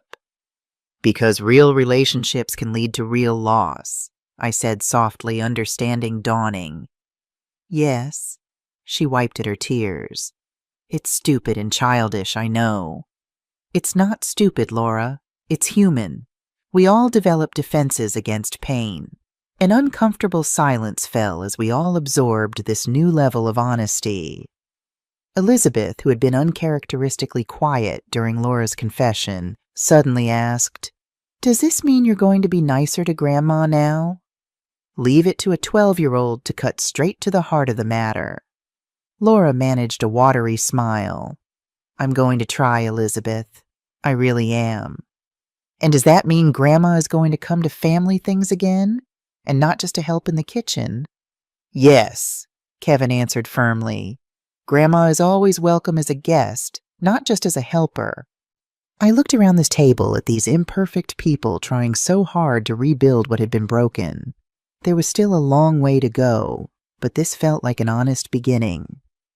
I think, I said carefully, that we all need to practice new patterns of interaction.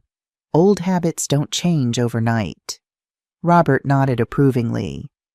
That's very wise, Deborah, which is why I've taken the liberty of arranging something. He reached into his jacket pocket and pulled out a business card, sliding it across the table to Kevin. This is Dr. Marcia Winters. She specializes in family therapy, particularly issues between different generations. I've scheduled an appointment for all of us next Tuesday, if you're willing. Kevin and I both nodded, but Laura hesitated. All of us, including Elizabeth? For some sessions, yes, Robert confirmed. This affects her, too, as she so eloquently demonstrated tonight. Therapy sounds boring, Elizabeth complained, her earlier passion deflating at the prospect of sitting in an office talking about feelings. Sometimes boring things are necessary, I told her with a smile, like eating vegetables or doing homework. I guess, she conceded, but only if we get ice cream after.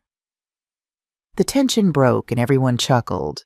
It wasn't a perfect resolution, but it was a start. As we moved to dessert, a store-bought cheesecake that Laura apologetically admitted she hadn't had time to make from scratch, the conversation shifted to safer topics. When the evening ended, Laura surprised me by walking me to my car alone. Deborah, she said, awkwardly wringing her hands, I want to say something without the others listening. I'm listening. I'm not good at admitting when I'm wrong. It's hard for me, really hard. She looked down at her feet. But I was wrong about you. The things I said, the way I treated you, it wasn't right. Thank you for saying that, Laura. I can't promise I'll change overnight, but I want to try to be better. For Kevin and Elizabeth. And she hesitated. For myself, too. My mom would be ashamed of how I've been acting. The mention of her mother seemed to cost her, and I recognized the olive branch for what it was. Laura, I don't expect perfection, just effort and honesty. We can build from there, she nodded, relief evident in her posture. Elizabeth is really excited about staying with you this weekend. I'm looking forward to it, too. She talks about you all the time, you know, the things you teach her, the stories you tell her. A note of wistfulness crept into Laura's voice. She loves you very much. The feeling is mutual. Laura hesitated, then added, maybe sometime you could teach me some of your recipes? The ones Kevin always talks about from his childhood? It was a small request, but significant, an acknowledgement that I had knowledge worth sharing, not just labor worth exploiting. I'd like that, Laura, whenever you're ready. As I drove home that night, I felt cautiously optimistic. The dinner had been awkward and emotionally charged, but also more honest than any interaction we'd had in the past 2 years. Real issues had been addressed, real pain acknowledged. It wasn't healing yet, but it was the necessary first step, cleaning the wound before it could begin to mend. The weekend with Elizabeth was exactly what both of us needed. Free from the tension at home, she bloomed back into her usual curious, talkative self. We baked cookies, visited the botanical garden, and stayed up late watching old movies that Gregory and I had loved. On Saturday afternoon, as we kneaded dough for homemade pizza, Elizabeth suddenly asked, "Grandma, why doesn't Laura like you?" I paused, considering how to answer truthfully without disparaging her stepmother. "I think it's complicated, sweetheart. Laura lost her own mother when she was young, and that made it hard for her to know how to have relationships with older women like me." Elizabeth thought about this, her small hands continuing to work the dough. "But that's not your fault." "No, it's not, but understanding where someone's behavior comes from can help us respond with compassion, even when they hurt us. Dad says we're all going to therapy together." "That's right, to help us learn better ways to communicate and understand each other." Elizabeth wrinkled her nose. "Laura cried a lot after you left on Friday. She and Dad argued, but really quietly, like they didn't want me to hear." "I'm sorry about that, Lizzie. Adults sometimes have difficulty sorting out their feelings." "Dad said Laura needs to take ownership of her actions and stop blaming everyone else." She looked up at me. "What does that mean?" "It means accepting responsibility when you've done something wrong, instead of making excuses or blaming others. Like when I blamed Max for breaking the vase, but it was really me who left my skateboard in the hallway." I smiled. "Exactly like that. It takes courage to admit when we're wrong, but it's an important part of growing up." Elizabeth nodded sagely. "I think Laura has a lot of growing up to do." "We all do, sweetheart. In different ways. That's what life is. Continuous growth and learning."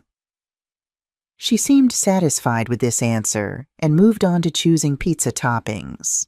But her question lingered in my mind. Did Laura truly dislike me? Or was she simply afraid of what letting me into her life might mean? Tuesday arrived, and with it our first family therapy session. Dr. Winters was a thoughtful woman in her 50s with kind eyes and a no-nonsense manner. She began by establishing ground rules.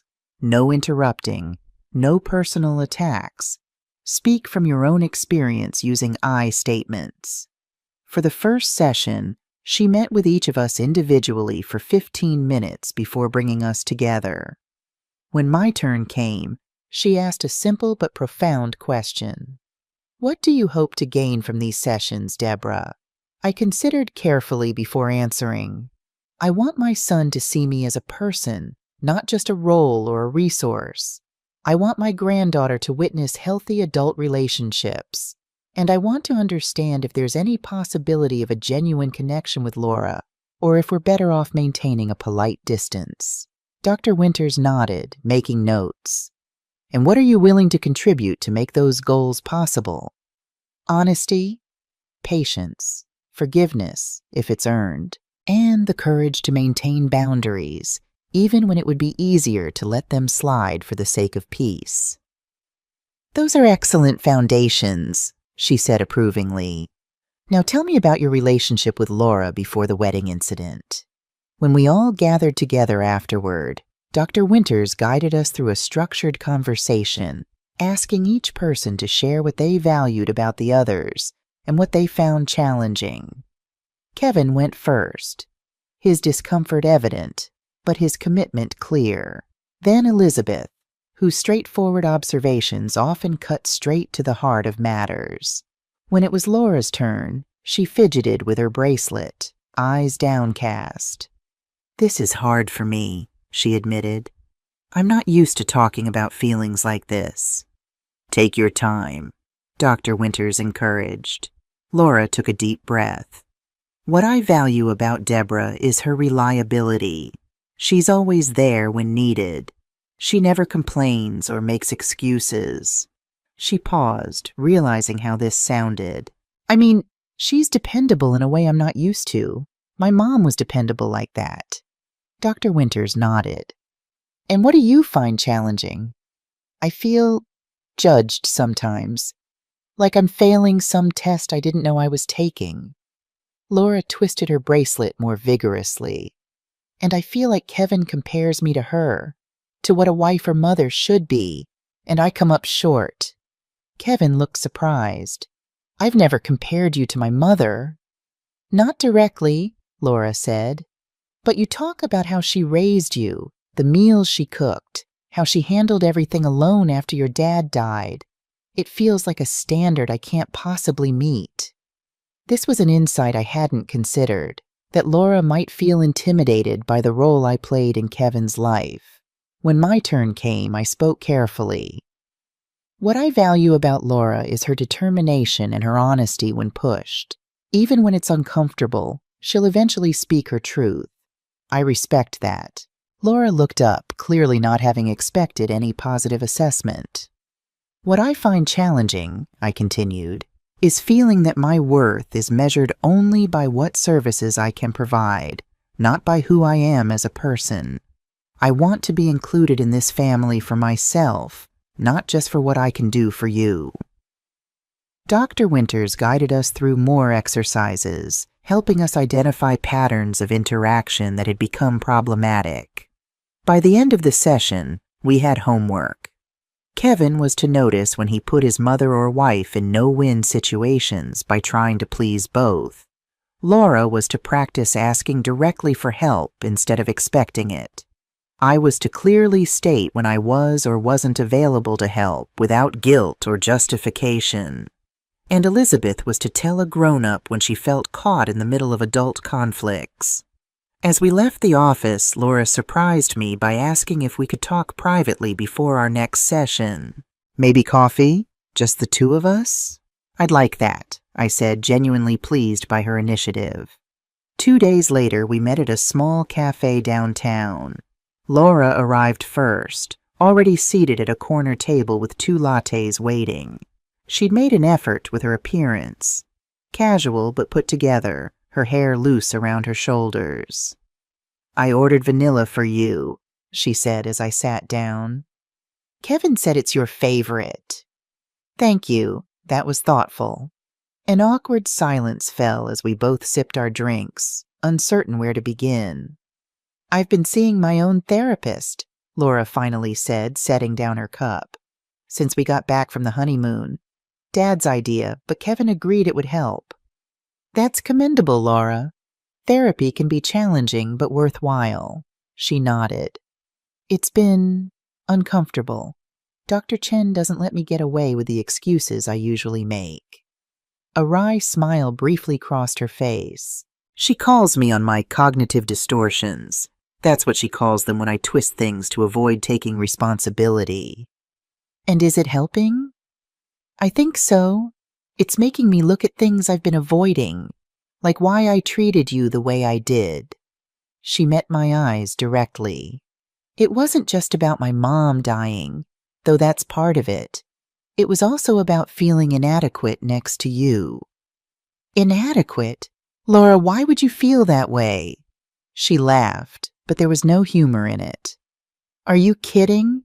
You're the perfect mother. The perfect grandmother. You cook, you bake, you remember everyone's favorite foods and special days. You raised Kevin alone after his father died, put him through college, supported him through his first wife's death.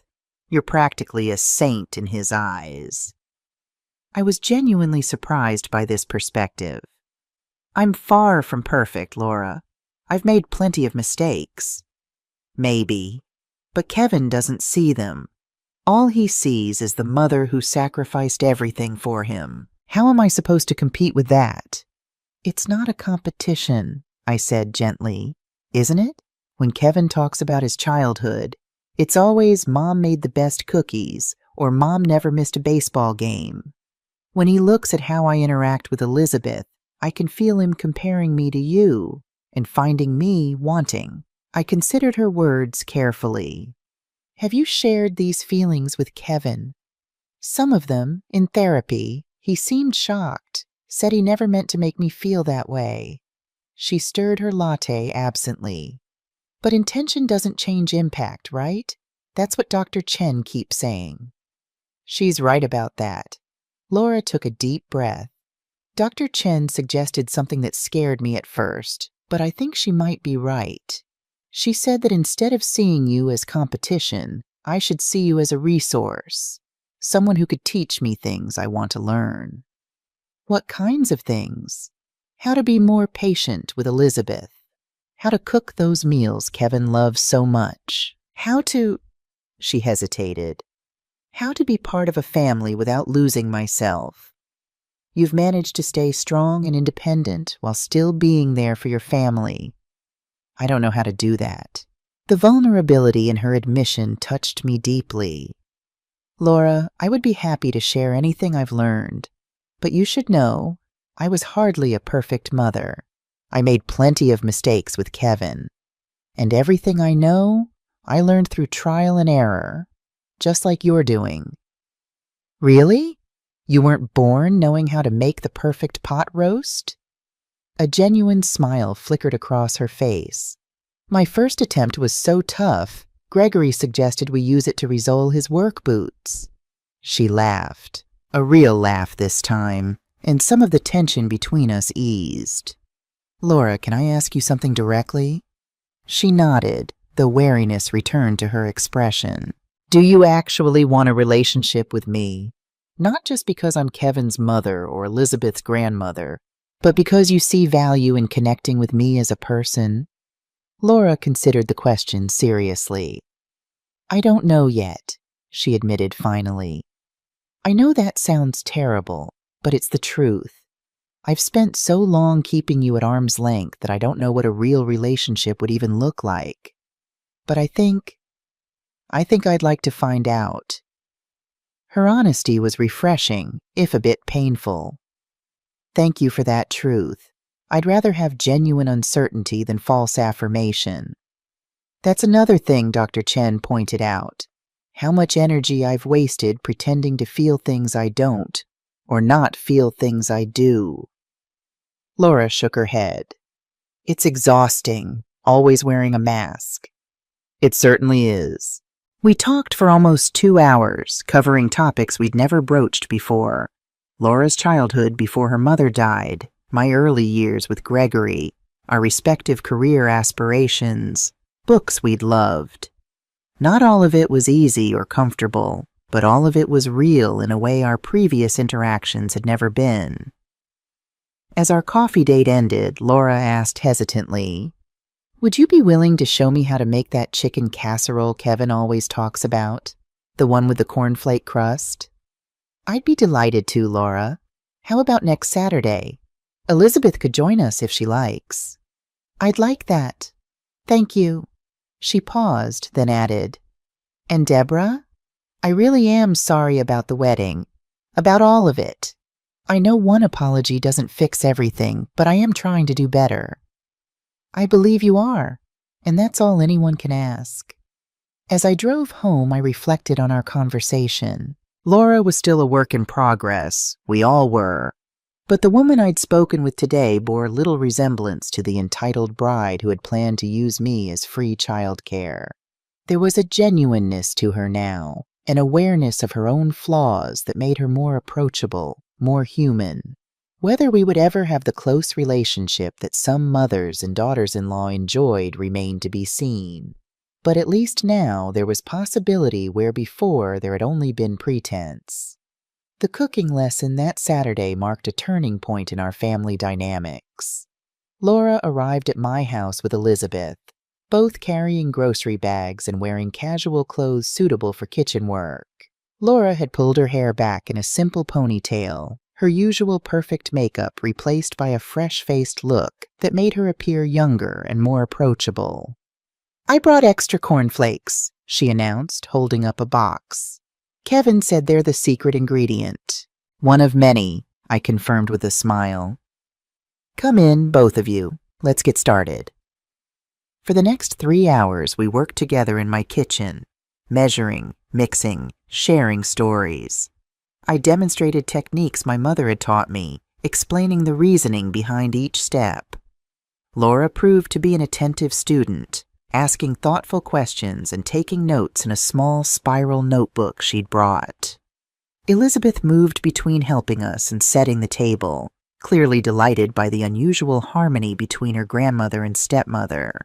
At one point, she took a photo of us working side by side at the counter, Laura concentrating intensely as I showed her how to layer the ingredients. "This is going on my Instagram," she declared. "Dad won't believe it." Laura laughed. "Send it to him directly. He's probably sitting at home wondering if we've killed each other yet." The easy joke surprised me, revealing a self-awareness I hadn't seen in Laura before. Perhaps therapy was helping more than I'd realized. When Kevin arrived to pick them up, the casserole was just coming out of the oven, golden and bubbling. His expression as he entered the kitchen was comical, a mixture of disbelief, hope, and cautious joy. "Something smells amazing," he said, looking from Laura to me and back again. "Your mother is a patient teacher," Laura replied, removing her apron. "Though I definitely need more practice.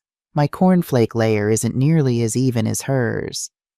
"Practice makes perfect," I assured her. "Next time we'll try the meatloaf." "Next time?" Kevin echoed, his smile growing. "So this wasn't a one-time experiment?" Laura glanced at me, a question in her eyes. I nodded encouragingly. "Actually," she said, turning back to Kevin, "Deborah and I thought maybe we could make this a regular thing. Saturday cooking lessons, if that's okay with you." "Okay. It's better than okay." He pulled her into a quick hug, then surprised me by embracing me as well. This is great." We sent them home with the casserole, Laura carrying it carefully as if it were made of gold rather than chicken and cornflakes. As they drove away, I felt a warmth that had nothing to do with the heat from my oven. It was just one afternoon, just one dish, but it represented so much more. A willingness to try, to learn, to connect. Over the next several weeks, our cooking lessons continued, sometimes with Elizabeth joining us, sometimes just Laura and me. We expanded beyond Kevin's childhood favorites to dishes Laura wanted to learn. Her mother's lost recipes that she remembered but had never learned to make, holiday specialties, simple weeknight meals. Family therapy continued as well, providing a structured space to address deeper issues. Winters was skilled at identifying patterns none of us had recognized. How Kevin tended to triangulate between Laura and me instead of encouraging direct communication. How Laura used criticism as a defense mechanism when feeling vulnerable. How I sometimes enabled dependency by stepping in too quickly when help was needed. One particularly insightful session focused on the role of Laura's sister, Jennifer, in maintaining unhealthy family dynamics.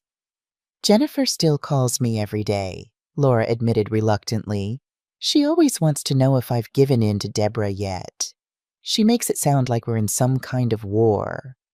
"And how do you respond to that framing?" Dr. Winters asked. Laura flushed. "I used to agree with her.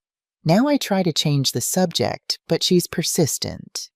Might it be helpful to set clearer boundaries with Jennifer about discussing Deborah? Probably, Laura acknowledged. But she's my sister. We've always told each other everything. Sometimes growth requires renegotiating even our closest relationships, Dr. Winters observed, especially when old patterns no longer serve us. The following week, Laura made a significant announcement during our therapy session. I told Jennifer to stop bad-mouthing Deborah. I said if she couldn't be respectful, we couldn't discuss my mother-in-law anymore. How did she respond? Dr. Winters asked. She was furious, said I was choosing the old lady over my own sister. Laura's voice was steady, though her hands trembled slightly. I told her it wasn't about choosing sides, it was about basic respect. That must have been difficult, I said, genuinely impressed by her courage. It was. Laura met my eyes directly. But it was also right. The things she says about you, they're not okay. And I don't want to be the kind of person who laughs at those jokes anymore. Kevin reached over and squeezed her hand. I'm proud of you, honey. 1 month after our first cooking lesson, I received an unexpected invitation from Laura. She called one evening, sounding nervous but determined. Deborah, I was wondering if you'd be available this Saturday. Not for cooking this time, but, well, I thought maybe we could visit the botanical garden. Elizabeth mentioned you two went there, and it sounds lovely. I'd enjoy that very much, Laura. Great. And after maybe lunch? There's a cafe nearby that's supposed to be good. That sounds perfect. Our garden visit was surprisingly enjoyable. Without the structure of a cooking lesson to focus on, I had worried conversation might be strained. Instead, we found common ground in our appreciation of beauty, moving from exhibit to exhibit, commenting on particularly striking plants and arrangements. In the Japanese garden section, Laura paused beside a koi pond, watching the colorful fish swim lazy circles in the clear water. My mother loved gardens, she said suddenly. She had the most amazing rose bushes, heritage varieties in every color. When she got sick, they were one of her biggest worries. Who would take care of her roses? She smiled sadly. Not me. I kill houseplants within a week. Your father must have tended them after she passed? He tried. Hired gardeners, too, but they never looked the same. She trailed her fingers just above the water surface, watching the fish dart toward then away from her shadow. I think gardens need love, not just expertise. I believe you're right about that. Laura straightened, a determined expression crossing her face. I've been thinking about planting a small garden in our backyard. Nothing elaborate, maybe some herbs and flowers to start. Would you be willing to help me? Give me some advice? The request touched me deeply. This wasn't about learning a recipe to please Kevin. This was something personal, something that connected to Laura's memories of her mother. I'd be honored to help, Laura. That afternoon, as we shared lunch at the garden cafe, our conversation turned to broader topics. Laura's work in marketing, my former career as a librarian, books we'd enjoyed, places we hope to visit someday. For the first time, we were talking as two women with lives and interests beyond our connection to Kevin. I never knew you worked in special collections, Laura said, genuinely interested. That must have been fascinating. It was. I specialized in rare books and manuscripts, items that needed careful handling and cataloging. It was meticulous work, but so rewarding. Do you miss it? Sometimes, but I found other ways to use those skills. I volunteer at the Historical Society, helping to digitize their archives. Laura nodded, absorbing this new information about me. You know, there's an exhibit at the university library right now, illuminated manuscripts from medieval Europe. Kevin mentioned you might be interested, but we never followed up. Would you like to go sometime? The three of us, maybe? The fact that she remembered this detail, something Kevin had mentioned in passing, and took the initiative to suggest an outing spoke volumes about her changing perspective. "I'd love that, Laura. Thank you for thinking of it." As spring turned to summer, our relationship continued to evolve in small but significant ways. The weekly cooking lessons became an established tradition. Laura and I developed a genuine rapport in the kitchen, laughing over mistakes, celebrating successes, sharing stories that had nothing to do with recipes. Kevin noticed the change, commenting on it during one of our family therapy sessions. "It's like living in an alternate universe," he marveled. "6 months ago, I couldn't have imagined you two spending time together voluntarily." "We still have our moments," Laura admitted, "but they're less frequent now. The difference," Dr. Winters observed, "is that you've both learned to see each other as complete human beings, not just as roles or obstacles." That was it exactly. Laura was no longer just Kevin's wife or the woman who took my son away. She was Laura, flawed, complex, struggling, but trying. And to her, I was no longer just Kevin's mother or free household help. I was Deborah, a woman with my own history, interests, and boundaries. The ultimate test of our new relationship came in July, when Laura discovered she was pregnant. She and Kevin shared the news with me over dinner at their home, both of them nervous but excited. "That's wonderful news," I said sincerely, hugging them both. "I'm so happy for you." "We wanted to tell you first," Kevin explained, "before anyone else knew." Laura bit her lip, looking uncharacteristically vulnerable. "There's something else we wanted to ask you, Deborah." "Of course. Anything." Laura and Kevin exchanged glances before she continued. "We want you to be involved with this baby, as much as you want to be, but we don't want to make assumptions or take advantage." "What Laura's trying to say," Kevin clarified, "is that we don't want to repeat our past mistakes. We don't want to assume you'll be free childcare whenever we need it. We want you to be a grandmother who gets to enjoy your grandchild, not a babysitter who gets used up." I was deeply moved by their awareness, by this tangible evidence that they had truly heard and understood my concerns. "Thank you for that consideration. It means more than you know." "So," Laura asked tentatively, "how involved would you like to be?" "It's completely up to you." I smiled, reaching across the table to take her hand. "I would love to be an active grandmother, to spend time with my grandchild, to share stories and traditions, to help when you need me. But I also want to maintain my own life and activities, and I appreciate that you're giving me the space to choose." Laura returned the smile, relief evident in her expression. "That sounds perfect. We want you to be part of this child's life because you're you, not because of what you can do for us." "We've learned our lesson," Kevin added solemnly. "Family is about relationships, not transactions." As I drove home that night, I felt a profound sense of gratitude. The painful episode of the wedding had ultimately led to something valuable, a more honest, balanced relationship with my son and daughter-in-law. We weren't perfect, and we still had moments of tension or misunderstanding, but we had built a foundation of respect that allowed us to work through those moments instead of letting resentment build.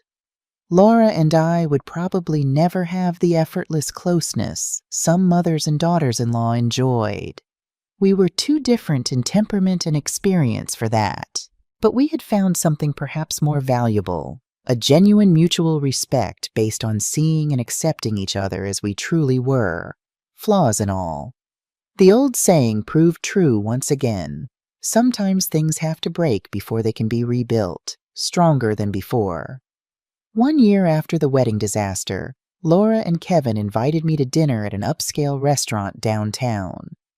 Elizabeth was staying with a friend, so it would be just the three of us, a rare occurrence that piqued my curiosity. When I arrived, I found them already seated, Laura's baby bump now prominently visible beneath a flattering maternity dress. They both stood to greet me, Kevin pulling out my chair with unusual formality. "What's the special occasion?" I asked, noting the champagne for Kevin and sparkling cider for Laura and me, already on the table. "We have something to celebrate," Kevin said, his expression a mixture of pride and nervousness. "Two things, actually," Laura added, placing a wrapped gift box on the table. "First, this is for you." Intrigued, I unwrapped the package to find a beautiful leather-bound book. Opening it, I discovered it was filled with recipe cards, some in my handwriting, some in Laura's, some in what appeared to be very old script I didn't recognize. "What is this?" I asked, carefully turning the pages. "It's a family cookbook," Laura explained. "I found my mother's recipe box in my father's attic last month. These are her recipes, alongside the ones you've been teaching me. I thought maybe we could add to it together, for the baby." The thoughtfulness of the gift brought tears to my eyes. This wasn't just a collection of cooking instructions. It was a bridge between families, between generations, a recognition that both Laura's mother and I had valuable traditions to pass down. "It's beautiful, Laura. Thank you." "There's more," Kevin said, refilling our glasses. "We have an announcement." Laura placed her hands protectively over her stomach. "We found out yesterday that we're having a girl." "How wonderful!" I exclaimed. "Elizabeth must be thrilled to be getting a sister." "She is," Kevin confirmed. "But that's not the announcement. We've decided on a name." Laura reached for my hand across the table. "If it's okay with you, we'd like to name her Deborah Marianne Miller, after both her grandmothers." I couldn't speak for a moment, overwhelmed by the gesture. "Are you certain?" "Absolutely," Laura said firmly. "This past year has taught me so much about family, about respect, about the importance of honoring the women who came before us. I want our daughter to carry both those legacies." "I would be deeply honored," I managed finally. "Thank you." Kevin raised his glass. "To family, not perfect, but perfectly ours." We clinked glasses, this small celebration feeling more genuine than the elaborate wedding reception a year earlier. There was no pretense here, no performance. Just three people who had learned, sometimes painfully, to see and respect each other as they truly were. After dinner, as we waited for the valet to bring our cars, Laura mentioned casually, "By the way, Jennifer's getting divorced again." "I'm sorry to hear that," I said, though Laura didn't sound particularly distressed. "Don't be. Rick's her third husband in 10 years. It was never going to last." Laura shrugged. "She called to complain that he doesn't put her first anymore. I told her relationships don't work that way. They require mutual respect, not constant catering to one person's demands." "And how did she take that advice?" Kevin asked, raising an eyebrow. "About as well as you'd expect. She accused me of turning into an old married lady with no fun left in me." Laura smiled ruefully. "Maybe she's right. But I'd rather be an old married lady with a stable family than constantly searching for someone to fulfill my every whim." As my car arrived first, Laura surprised me with a warm hug. "Thank you, Deborah," she whispered, "for not giving up on me, even when I deserved it." "That's what family does," I replied simply. "We hold each other accountable, but we don't give up." Driving home, I reflected on the extraordinary journey of the past year. From the humiliation of overhearing myself described as free labor to being honored with a grandchild named after me, it had been a path of painful growth for all of us. The spa trip that had seemed so radical, so out of character for my usual accommodating self, had proven to be the most loving action I could have taken, not just for myself, but for Kevin and Laura, too. By refusing to enable their disrespect, I had forced them to confront patterns that would have poisoned our family for years to come. 2 weeks later, I hosted a small gathering at my home, a combination baby shower and book launch. Yes, Book launch. At Patricia's urging, I had compiled my family recipes, household wisdom, and personal reflections into a memoir cookbook titled Serving with Dignity: Recipes for Family and Self-Respect. A small local publisher had expressed interest, particularly in the narrative portions where I described standing up for myself at the wedding and the healing journey that followed. Women over 60 are hungry for stories like this, the editor had said. Stories about reclaiming their worth, setting boundaries, being valued for who they are rather than just what they do for others. The gathering was intimate, just family and close friends. Patricia beaming with pride as she handed out signed copies. Robert Wilson, who had become a good friend over the past year, accompanied by Carol Thompson, now officially his girlfriend. Elizabeth, proudly showing everyone the acknowledgement page where her name appeared. Kevin and Laura, the latter now 8 months pregnant, moving with the careful grace of an expectant mother. As I signed books and accepted congratulations, I caught sight of Laura across the room. She was standing by the buffet table, which she and I had prepared together, one hand on her belly, the other holding my book open to the dedication page. For Gregory, who taught me the value of dignity. For Kevin, who learned it the hard way. For Laura, who found the courage to grow. And for Elizabeth, who saw the truth with a child's clear eyes. May we all remember that love without respect is like a house without foundation. It cannot stand the test of time. Laura looked up, meeting my eyes across the room.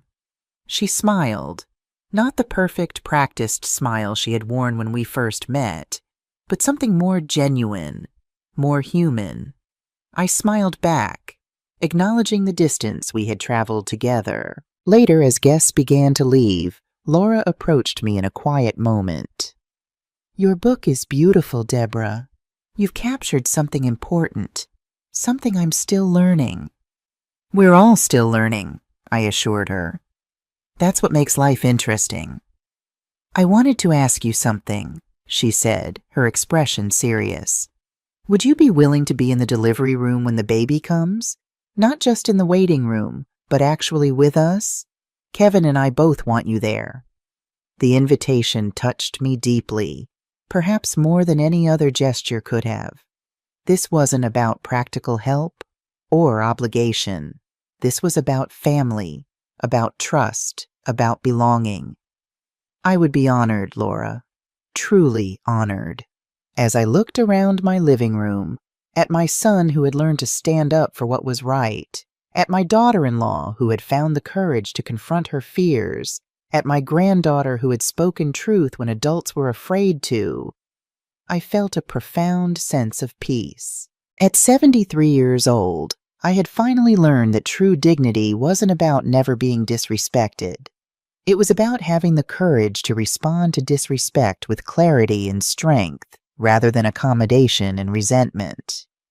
It was about valuing myself enough to expect others to do the same. And in standing up for myself, I had ultimately given my family the greatest gift of all, the chance to become better versions of themselves. Sometimes the most loving thing we can do for others is to refuse to accept their worst behavior. In demanding respect, I had opened the door to authentic love, the kind built on mutual regard rather than use and convenience. It was a lesson worth every difficult moment of the journey. What would you do if you were in my place? Have you ever had to stand up for your dignity in your family? Comment below with your thoughts and the city you're watching from. 2 more stories you might enjoy from our channel. My daughter stole my lottery winnings. I got revenge at her wedding. They laughed when I wore my old dress to the reunion. Then they saw who picked me up.